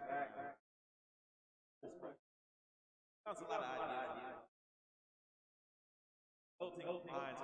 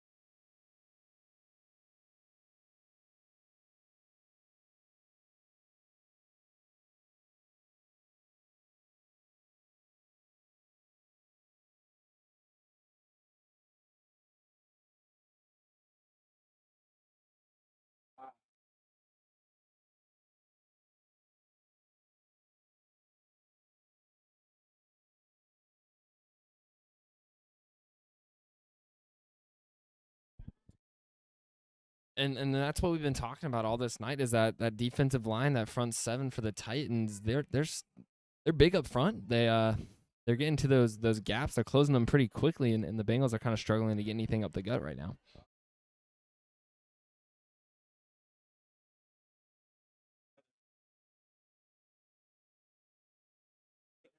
Ball fly.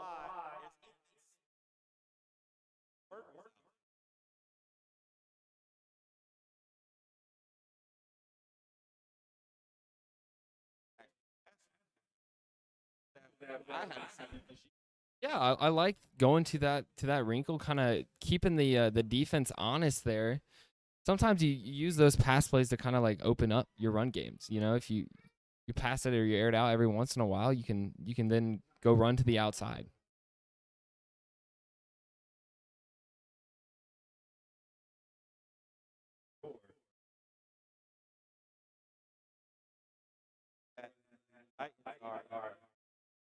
Mark, third down. Back formation. Here comes the counter.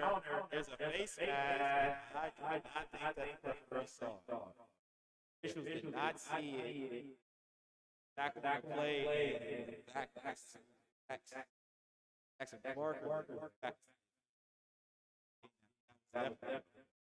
Face mask there. So Titans get away with one. In possession. 10 minutes remaining in the period. 28-6. Bengals still up. And that's just, an unfortunate turn of events right there. Just the missed call, but for the Bengals, you got a big punt here, try to pin the Titans deep in their own territory.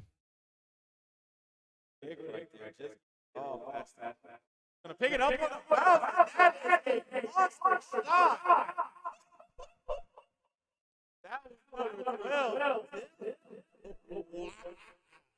Dylan Smith lays the lumber. And that's the type of stat line you want to see. Touchdown and instinct. Man, big play right there. And you can see Coach Arrington with all the excitement on the sideline.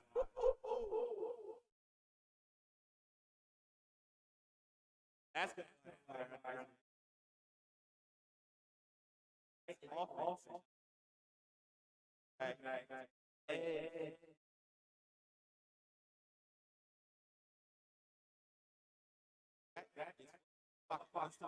He has some chase. It's outside, run, throws the ball away.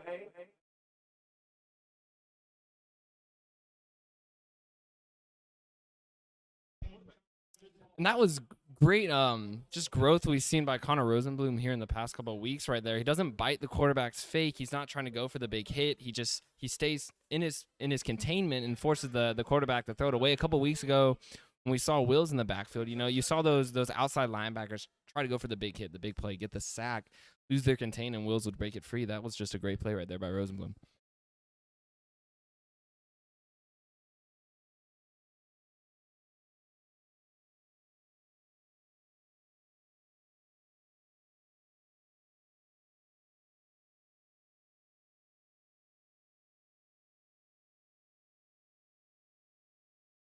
And those are one of those plays you hear on television where they say false start everyone but the center. Clearly, quarterback and the center weren't on the same page there. The ball remained dead, and just about everyone on the offense moved.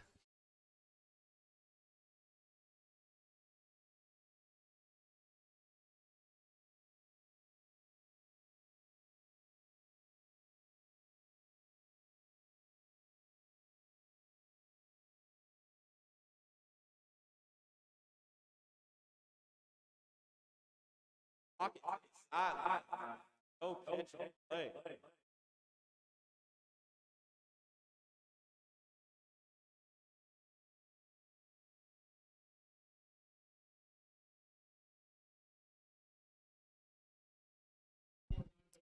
And if I'm not mistaken, I think we're going to have a live ball defensive penalty. We got a rough in the quarterback. And then we're going to have a dead ball unsportsmanlike on Fuquay. So those two should tack on actually on top of each other. And this could be just a huge just shot in the foot right here for the Bengals defense. Just unforced penalties, especially the one in the dead ball. You love your guys to have, emotions and be feisty, but sometimes you want them to be smart with it, and that's just going to be a really costly mistake right there for the Bengals.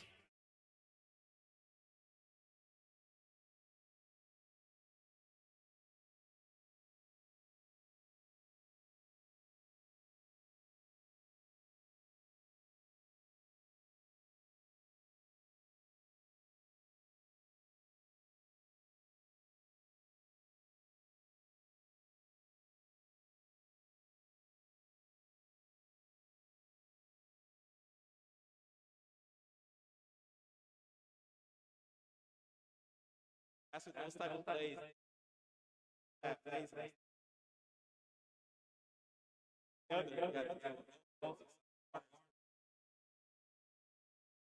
All right. Right.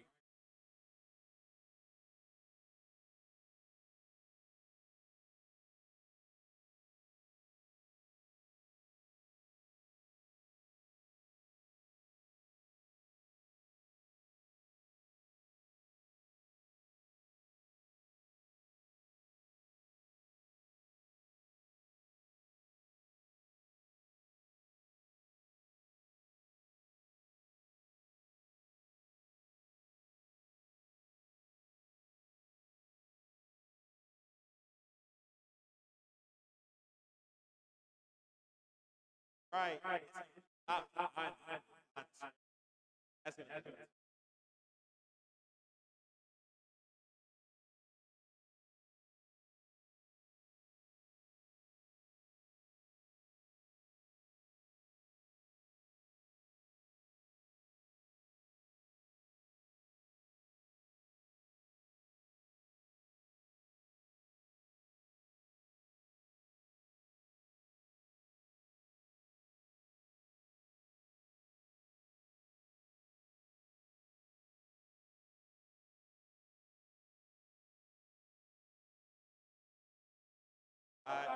Oh, man. Flexion.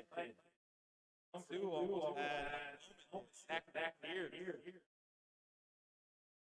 That was one of those almost right time, right place.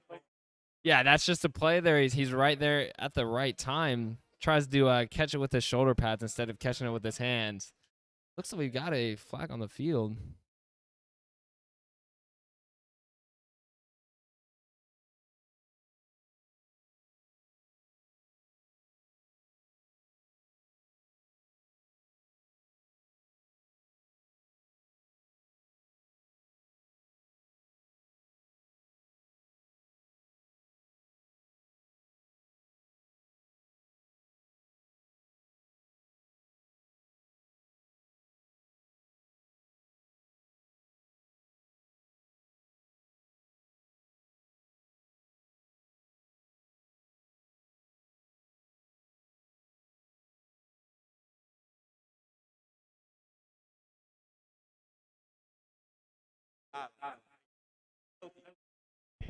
I'm sure that was discussed with him at the halftime locker room, and probably he's probably feeling the hits as he gets on throughout the night.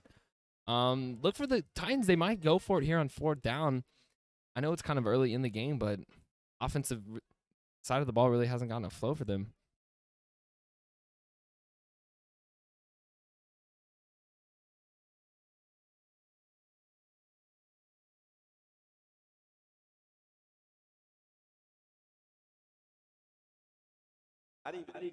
Oh, there's a back kick over the top, man. The ball is going to be recovered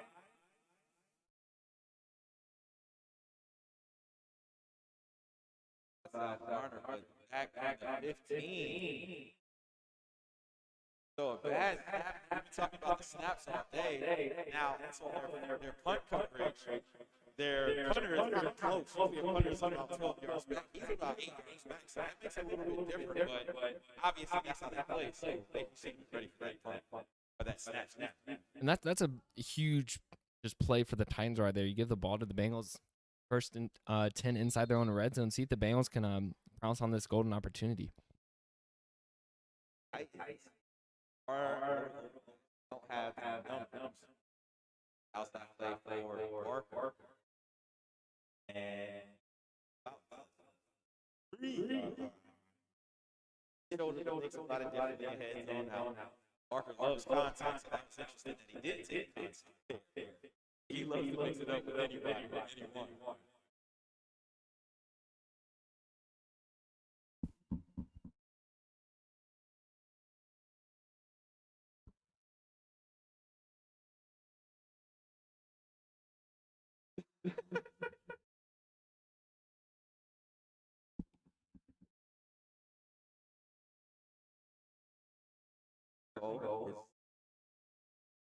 Pierce does the cut, and he is in for the 2nd touchdown of the day.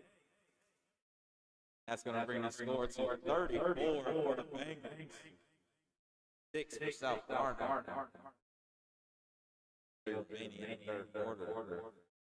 There you see it again, the offense capitalizing on short field set up by the defense. I know the Titans ended up recovering that botched punt, but we'll count it as a turnover with a turnover on down. So then again, just the Bengals forcing turnovers tonight. That was really a big thing for them in the pregame, just giving their offense just a better field position with this offense lacking flow. And we've seen tonight when they get good field position, they can punch it in for points pretty easily.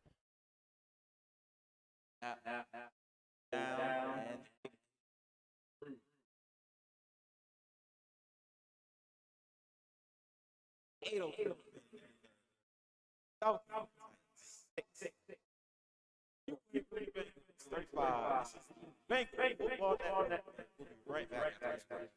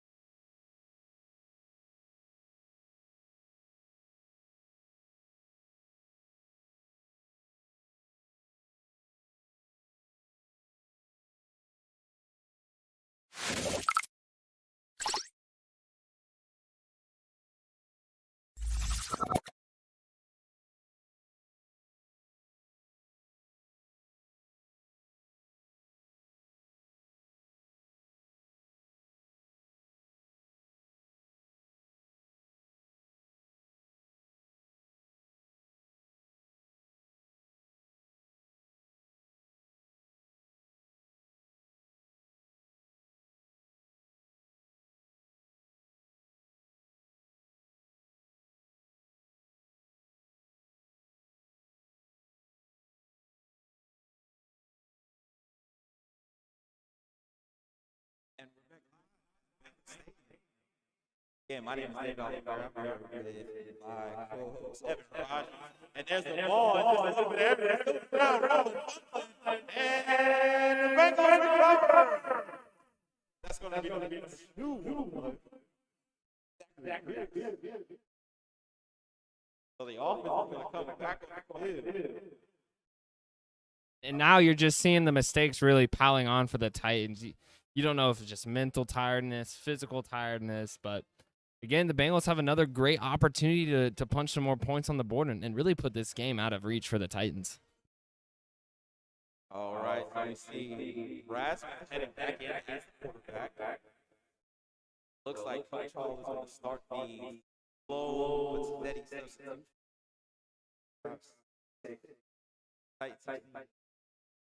Nothing they're going to do. Go back. Might start to back right up the middle, kind of shooting Terrell, getting those tough yards, and he keeps pushing the foul, and I think he's going to get a first down out of it. That's a big run by Shepherd.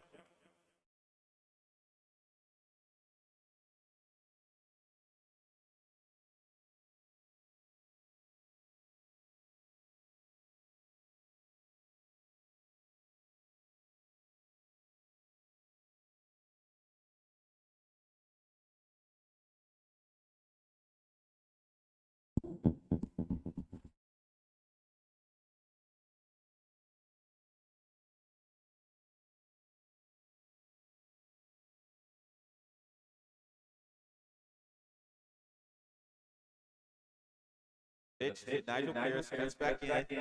He gets hit immediately after the cut. That's going to bring it second down and about 11.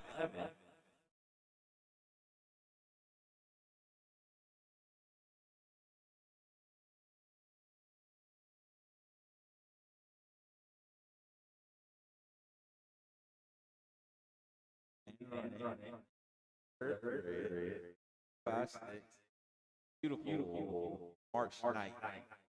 Spring football has turned into my favorite time. Because usually around this time, it's a little cooler outside. Jackson gets out to the right side, spins a stiff arm. There's a tackle team that is Malachi Hardy. That was a huge open field tackle right there by Mr. Hardy. Barker usually thrives in the open field. He likes that stiff arm, but Hardy did a good job to bring him down, setting up a 3rd and long here. I I see this as a little bit of Ethan Burke time. We got Burke and Braswell on the field at the same time. They like to play together. Wouldn't be surprised if Hall dials something up in his direction.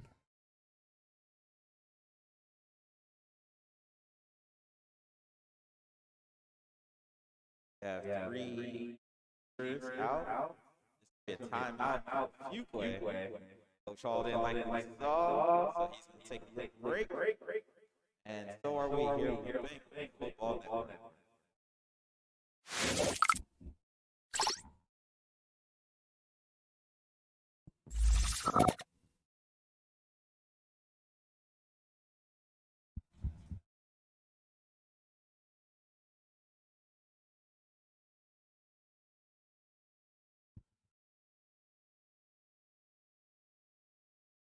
Hello, everybody, and welcome back to the Score Boys podcast. I'm your host, Cody Wilburn.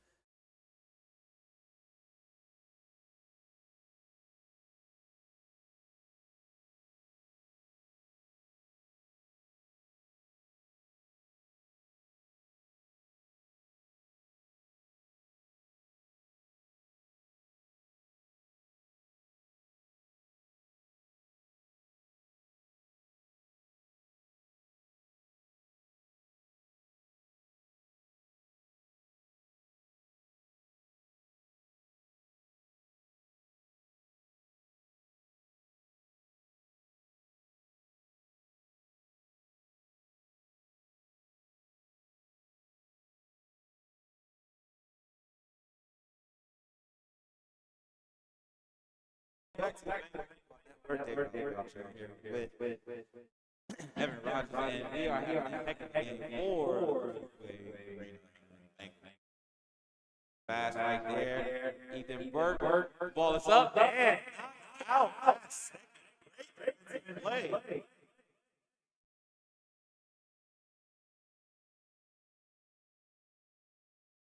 Looks like number three.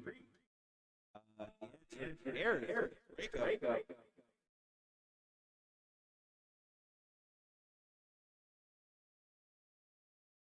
That was a great play on the ball. Looked like Burke had it in his hands and just slapped away last second by DV there. So fourth down. And again, a formation that many people love to see in the stands. They got the 6-foot receivers out, and there's a flag. Offense.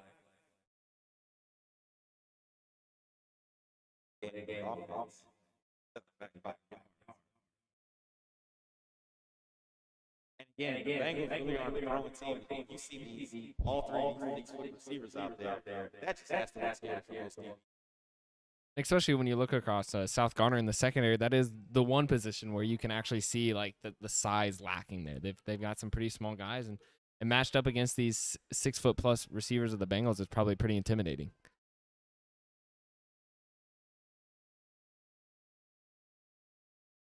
Go back.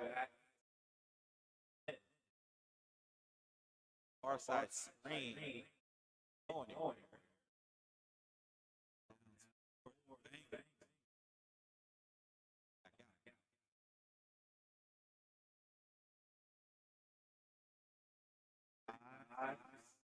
Time out for the Bengals. Titans gonna start on this. And here you see for the Titans are actually going with a little bit of a quarterback change. You got number 23 in the game for the first time tonight. Right now, 23 is not named our scout network, so we'll just make sure we call his name and his number.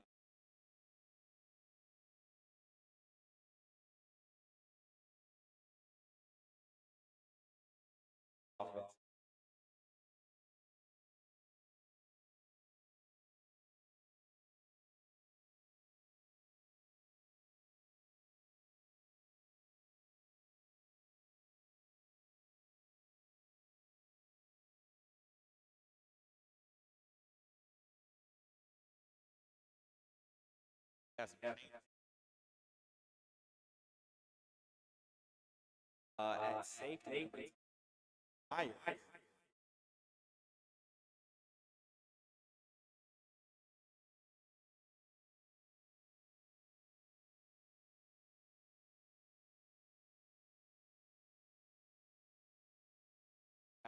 pass to the outside shoulder.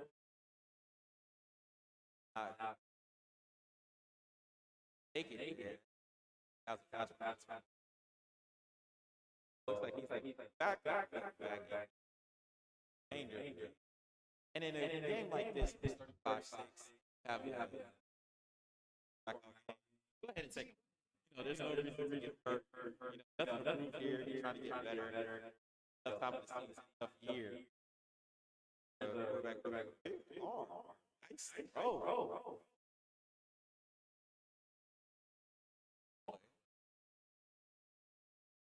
And to your point, yeah, it's still you still have 2 games after this one for South Garner. They still have that date marked when they do play Apex, who across the conference is probably considered of those lower teams. They're winless as well, like South Garner. You want to keep your starters healthy. You don't want to have them get hurt in a time when you're down by almost 30 points late in a game.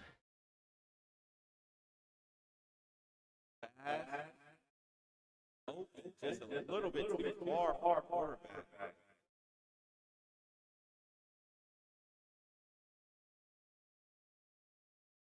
Had some hard time, so that's going to be a lot of work that's going to just slide by. Usually the second quarterback comes everything easy up. This quarterback has a nice little arm. And kind of like what you alluded to in the pregame is South Garner has some athletes out wide. They're not the tallest guys. They're not going to be your 6'3", 6'2" towers, but they're quick. There's some speedy wideouts who are going to beat you right off the break.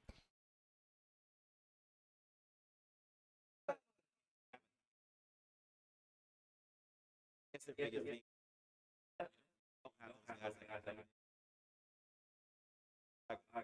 Don't have those guys. Tackle, 5'10" defensive tackle, 5'8" defensive tackle. That kind of throws off of momentum and being a defensive stop situation. For sure, and their young program, like you said, this is their first year with having seniors. This program is just going to keep getting better.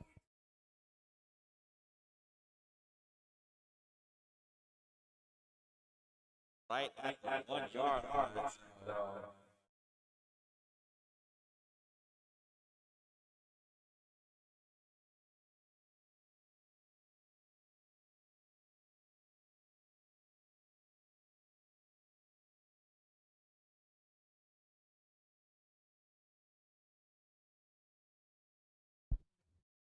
You know, 10, 15 years ago, playing both sides was a big thing.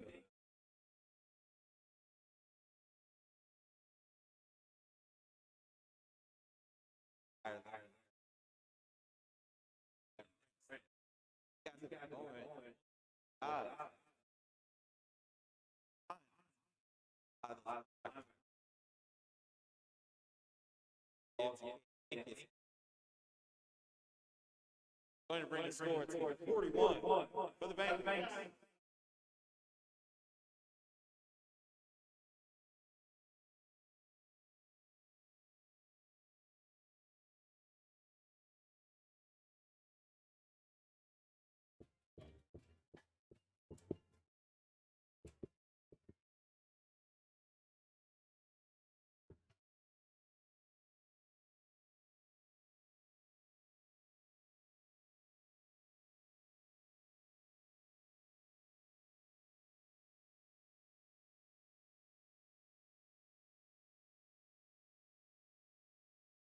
Pat Jones with the 6 takes right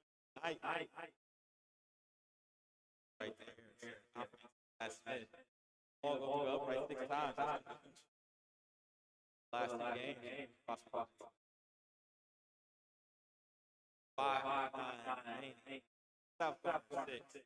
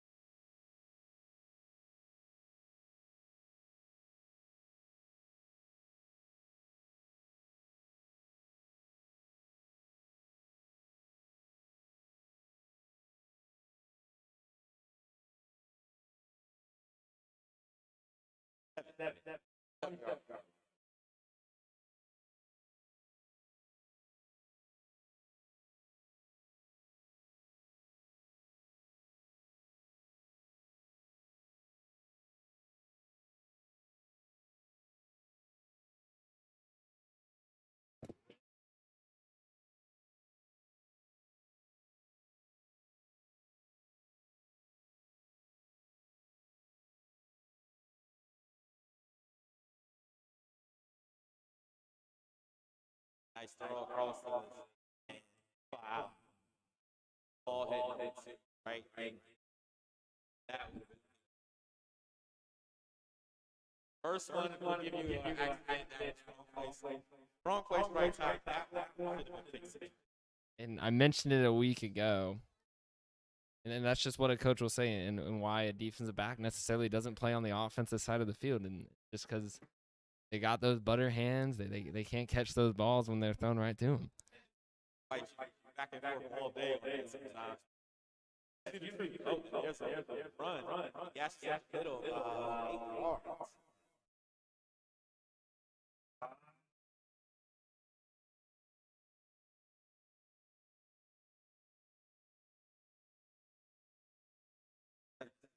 Rolling.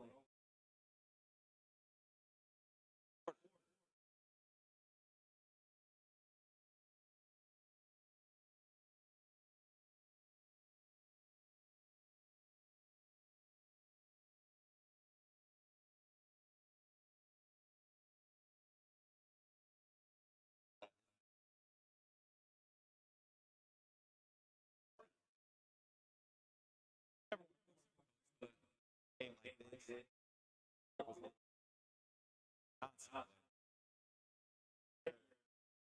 Hard to decide at this time. Coach, maybe knowing that it's been a short season, had the COVID issues, lacrosse team who have multiple starters haven't been able to practice the whole time, so right tackle. Reed is going to be able to get out.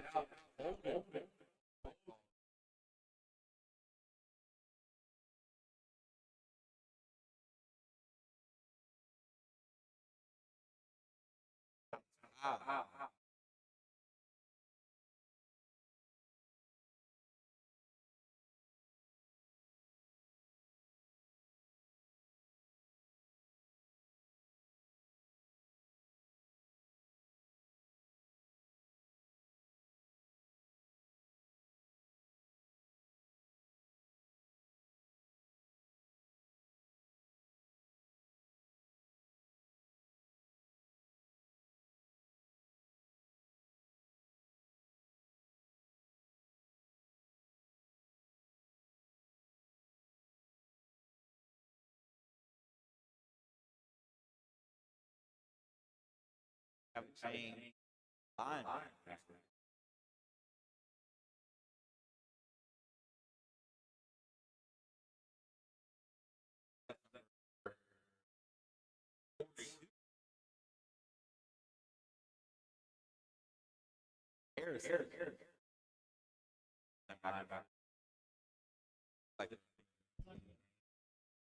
And you're seeing some good reps right here if you're a Titans fan from your running back, Reed. He's a little undersized, but he makes up with it for speed and his feistiness. He likes to take some contact. He's not afraid to lower his shoulder. He's giving you some really good minutes here late in the third. It's tough because they got behind pretty quick. They had a running attack. Start the game. Get behind, you got the ball. Now they're just like, hey, let's run it. And Reed is just making some amazing plays like that. He got the first down after being contacted twice. That was a big play right there by Reed. It's looking really good this possession. Yeah, his ability to cut it upfield slowly but surely, not really take that hole immediately, but kind of like continue to bounce it out further and further until he gets all the way to his far sideline. But he does get enough yards for that first down. That's a big momentum push right there for the Titans.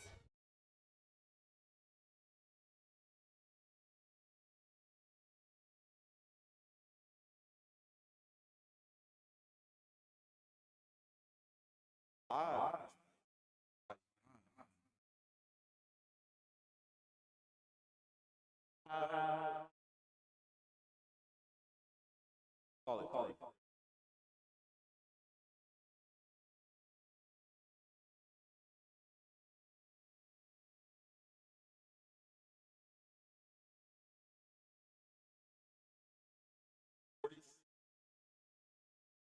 Has two timeouts. Garner has all three. And there's a tackle by number 4.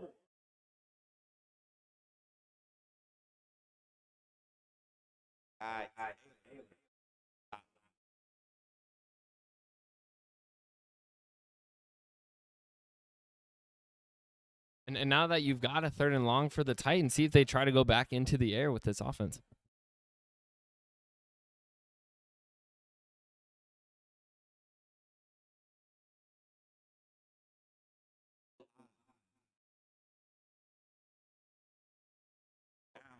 Tight.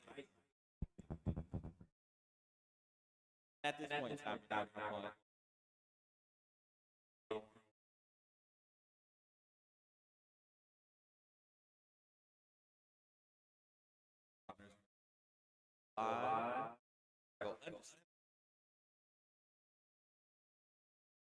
try to get it.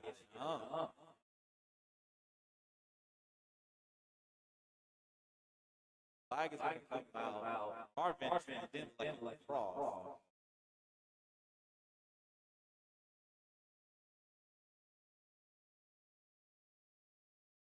That's going to down. This guard.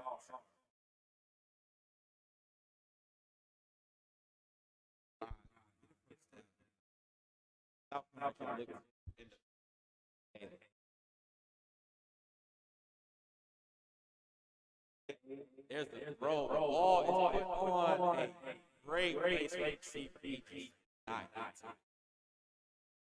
And that's just, that unfortunately is a drive killer for the Titans there, but there's a lot of positive they can take from that drive. You had number 25 Reed there for a moment. Looked like he kind of just took the game under his own wing for the Titans, and he made some really impressive runs. And also looking at your backup quarterback, he hasn't completed one of those deep passes yet, but he's getting some really nice air under them, and he's giving his wideouts a pretty good chance to actually come down with that ball.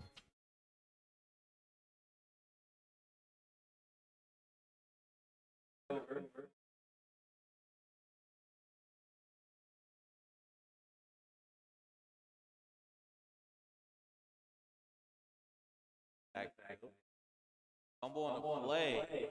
Looks like Fuquay recovered.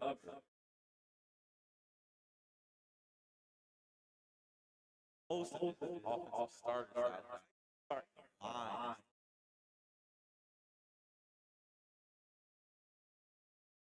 Yeah, that might be out of necessity.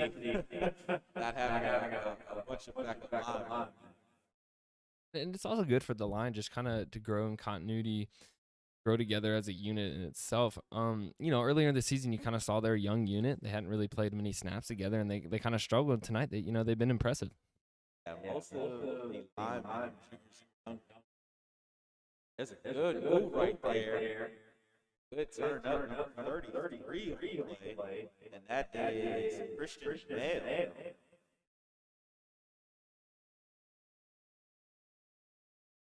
And that is the end of the third quarter against Houston. And the Fuquay-Varina Bengals 42, South Garner Titans 6. And we'll be right back from Bengals State.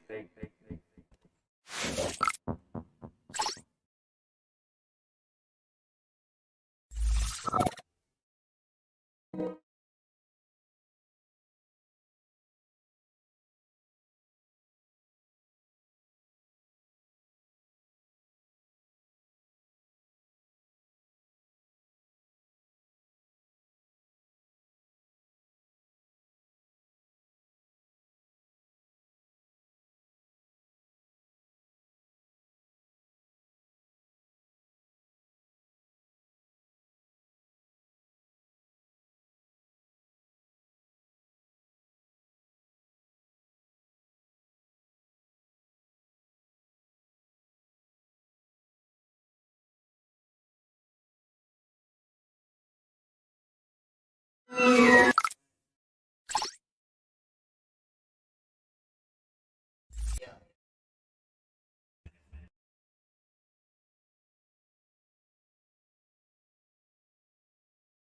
right, ladies and gentlemen, welcome back to Pregame Stadium on Network. And here's a run play speed option, and there's going to be a tackle on the play. Freshman for 3, ridiculous speed option. Tough tackle there, nothing too bad. It was an elevation off the beat, but he returned him safely. As a wrestling coach, I wouldn't have given him a point.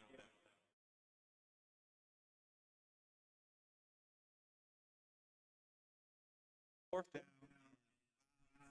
6. Gonna get a punt here. Garner have been sitting on the bench now, so they're looking. I don't even know if come out for the special teams.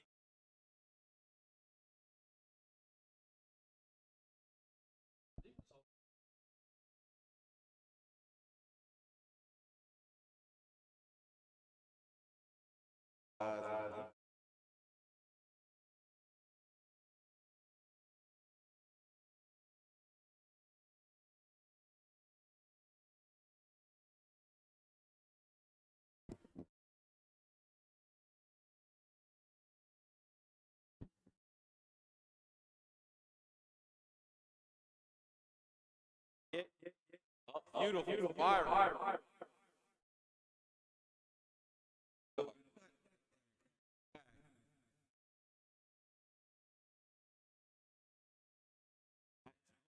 Another great kick for Fuquay-Varina Bengals. So, look at it now. 2 left. So, barring South Garner taking off and going, 8 straight plays and scoring. Looks like the Bengals are going to get a victory here. So, let's look a little bit forward into the next week.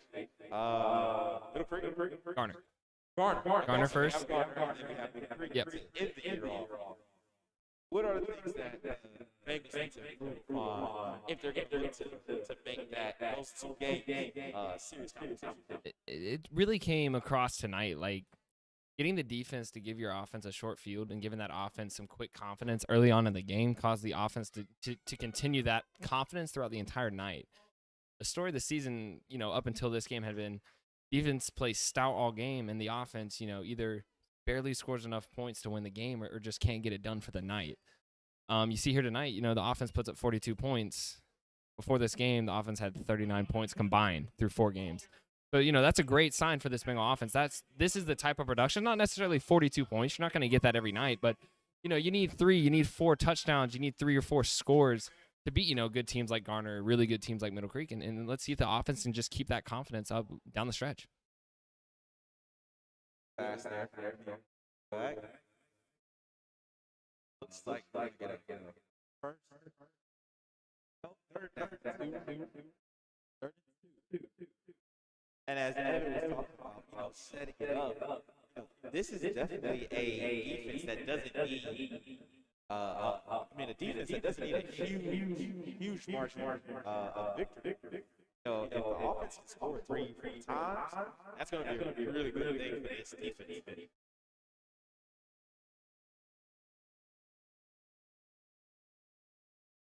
Run out to the side, it's going to slide by the quarterback. He's going to come down, he's not going to make it around. South Garner's going to punt again.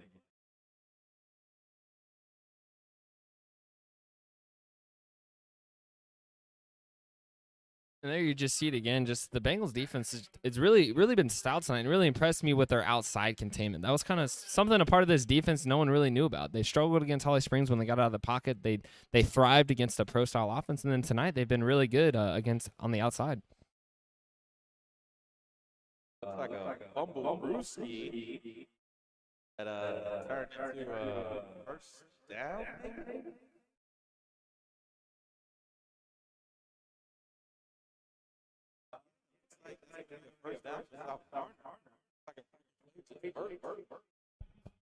That was a weird play. It seemed like everyone kind of stopped in their own tracks besides the quarterback who picked it up, extended for the first down to extend the drive for the Titans.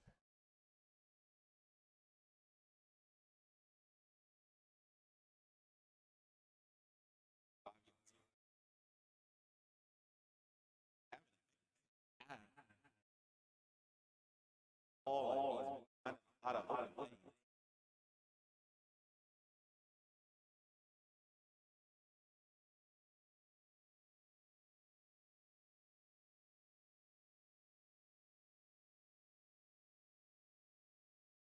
Pass.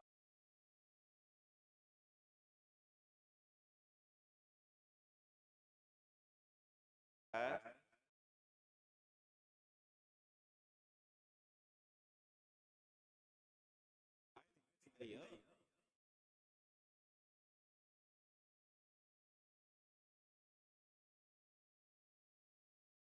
Time, that's the ability of the talent. They can't put it together as a team. South Garner really has And another thing you're seeing from is they have fight. They fought throughout this entire game. I mean, you look at the score and you're like, they're down 36, but they're still slinging on the offensive end. Their defense is still playing hard. They've got some heart and some fight on that side of the ball. outside. He's able to make the tackle. 15 does have the tackle.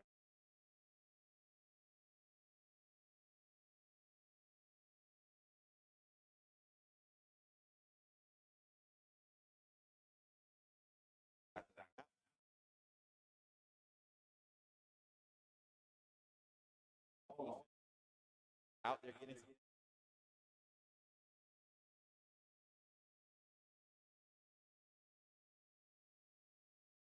That's the wide side. He gets hit as it is.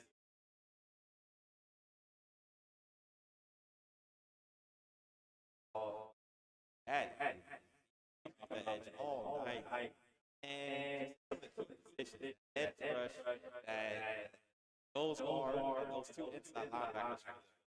Bengals have been.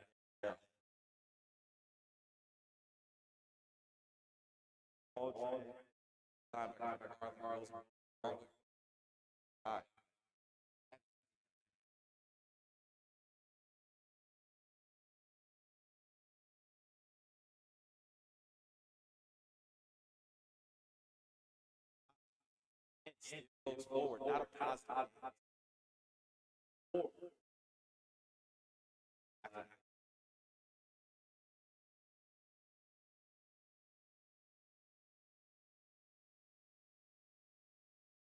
Up.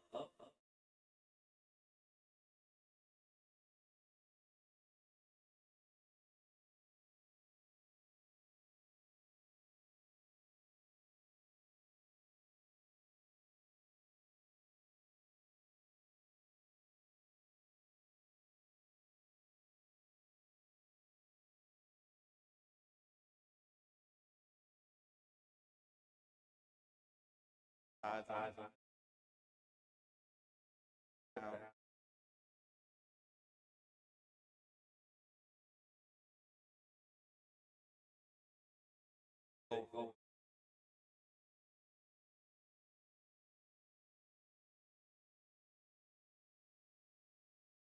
Lets the ball fly. He's gonna fall right over the top. And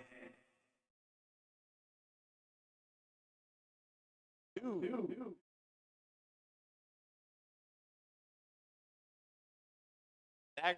We're not. I'm gonna call that a good no interception. Yes. Because he gets the ball, he's at the 10-yard line. If it doesn't get caught, we get the ball midfield. You know, maybe he does take it up to midfield. You never know. But we're gonna leave it at that was a smart play not to pick it off. Had attacked the ball and his team. They're gonna give him have to do the broadcast. That's 3 right there for Zach. That could have been.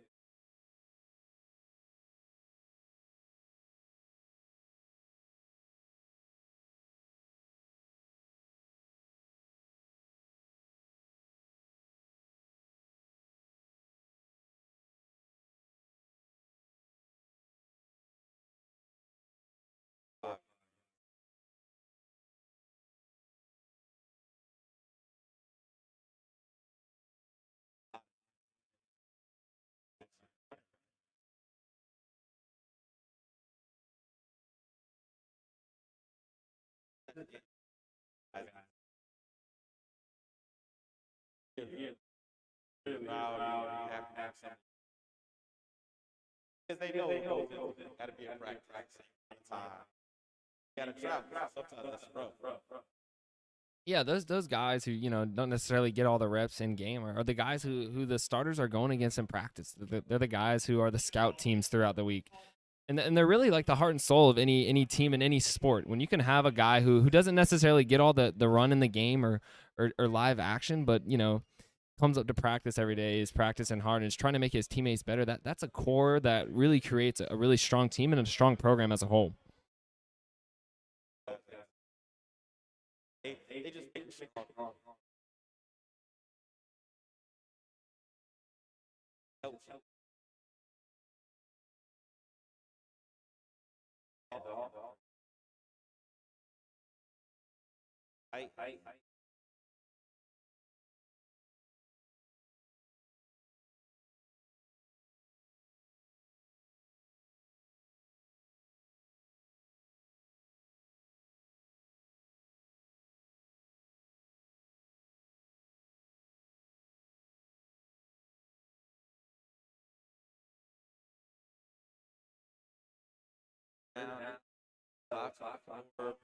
Clock, fourth quarter. Big, much needed. Positive tonight after a tough loss to Apex. Outside, there's a run by Malcolm Ziegler. Out there, low his shoulder and bumped out right before the first down. So, 1 yard for the first down. So, 4-1. That's all.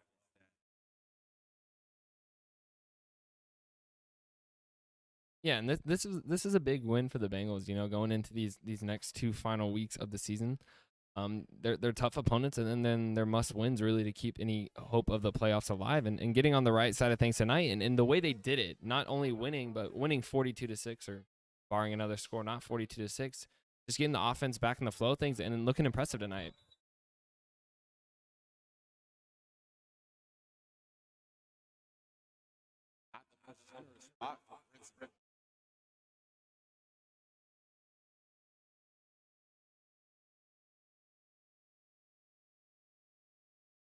Oh, they're going to say turnover down.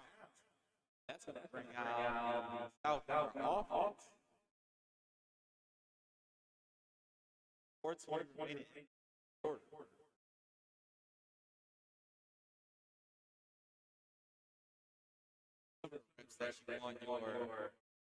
want your backups to get these reps, even if they don't make things happen. Now you can look at it and okay. Now you know what you do because back there.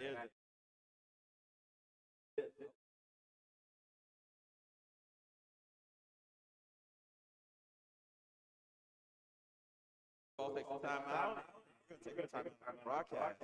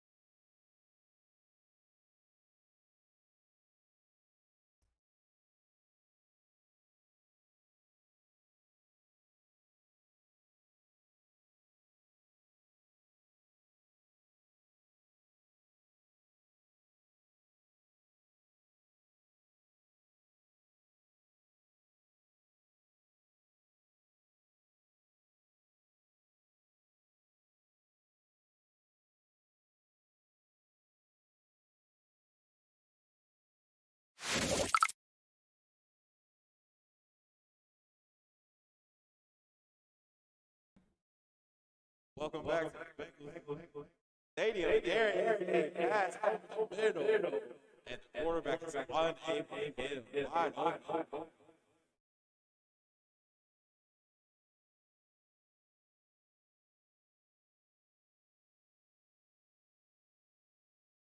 That's a stop the clock. Second. 40. Guard, 4. James Johnson.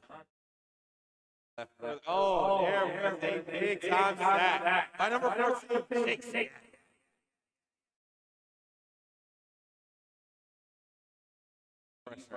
All night long. Finally got the sack back. Yeah, that was just perfectly timed blindside pressure right there. You could see that play start from the beginning that Chase Caddy was going in there untouched, and the quarterback had no clue he was going to be right in his grill within about a second after he got the ball.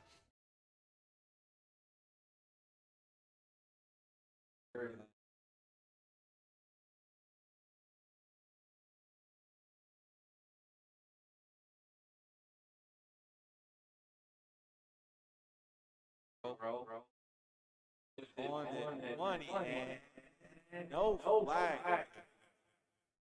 Ball was not in the caught, but play.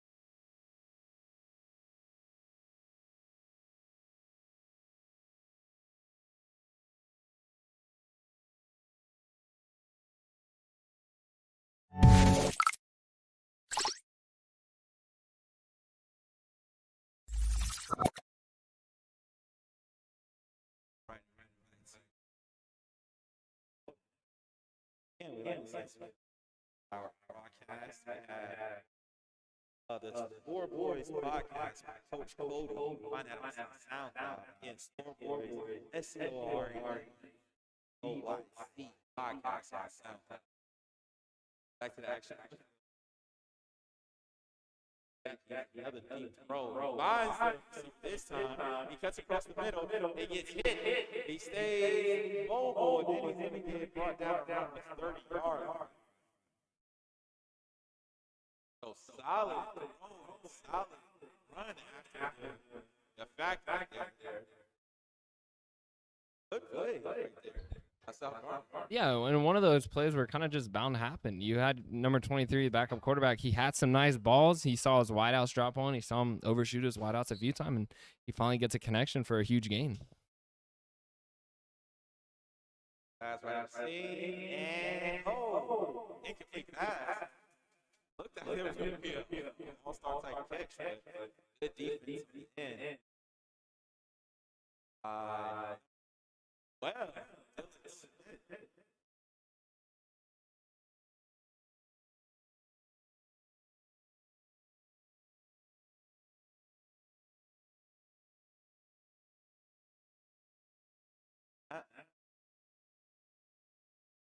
Well, good concentration for the catch. Breaks one tackle, breaks another.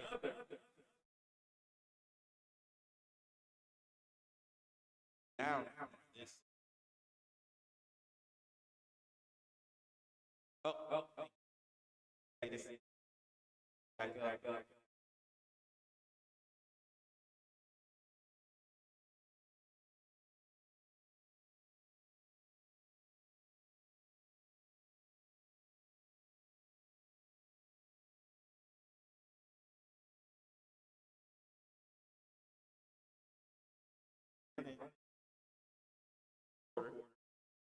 That's a corner.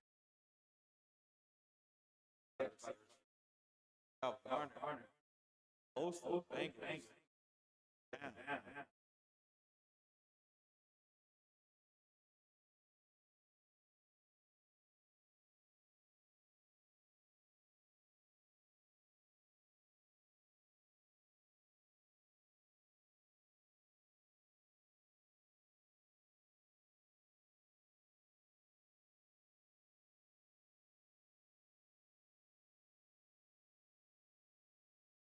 Oh, literally everyone moved except the ball. So. Right there.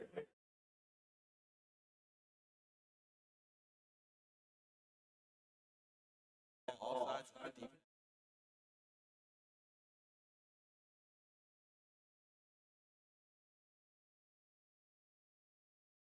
Five. Oh. Back set. Right. Outside pylon. Ball in good place. And down here late, the Titans are really just looking, for some momentum to build upon for the next weeks. Even as a program as a whole. If you get to punch it in here late, you score 12 points, maybe 14 with a pending 2-point conversion, your offense can build on this performance and be like, this was our best game of the season offensively, and take some positives from this game. Really good. Up. One more play. Like, oh. So close to have just one. Okay.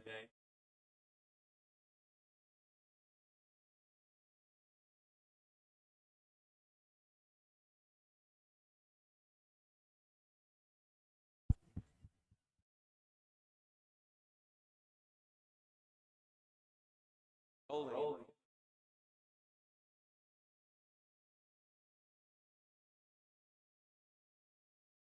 Pass. And score. Pass.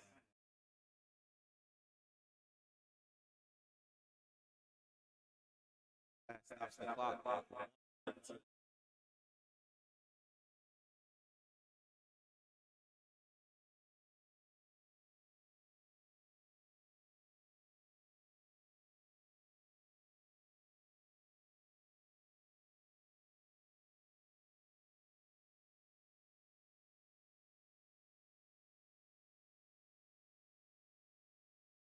Pass. Touchdown. Stop Garner.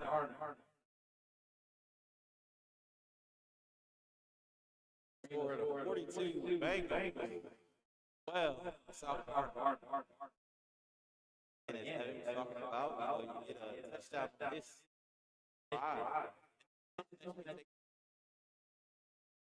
And you got a young team trying to get your first senior class. Type of stuff that you can do.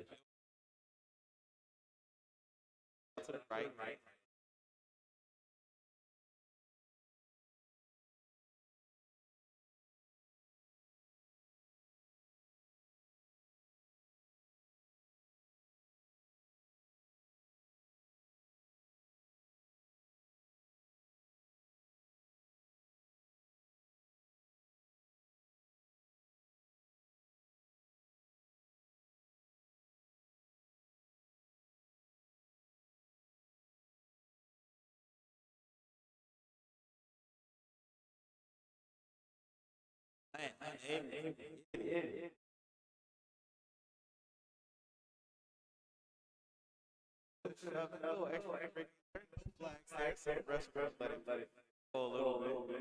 You can see Jeb and Pratama just getting the guys back. You don't anything, stupid late.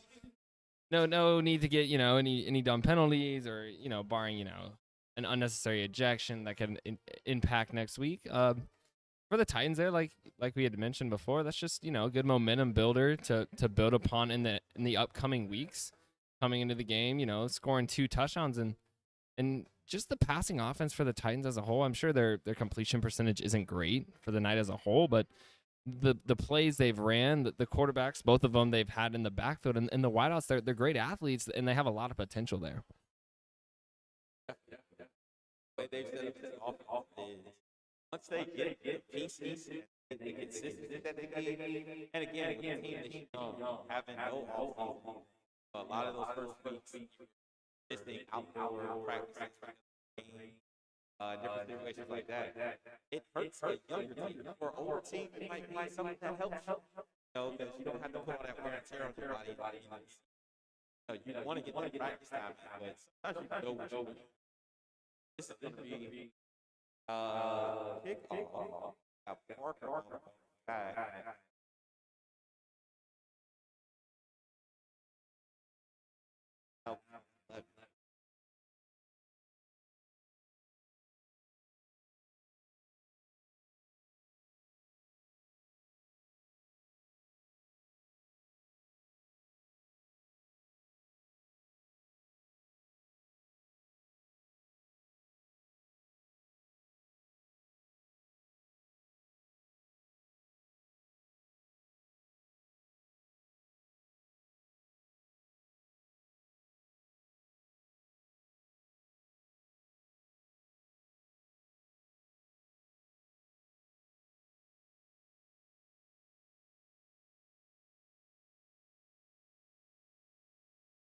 takes back about the 10.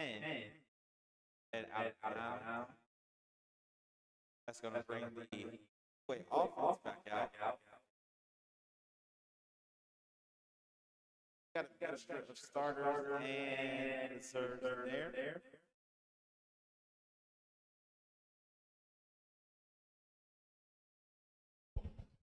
You probably expect nothing more than, maybe victory formation, maybe, run up the gut. Just kill this final minute of the clock and really prepare for what should be, a key game for the Bengals next week against Garner. Yeah, and that's a set look. Have the two tough matches that you had, two tough games against Holly Springs and back. Play both teams tough. Holly Springs, but had the ability to down that offense. Quarterback for the conference, maybe here. And that just gives you that ability. Now it's that offensive side.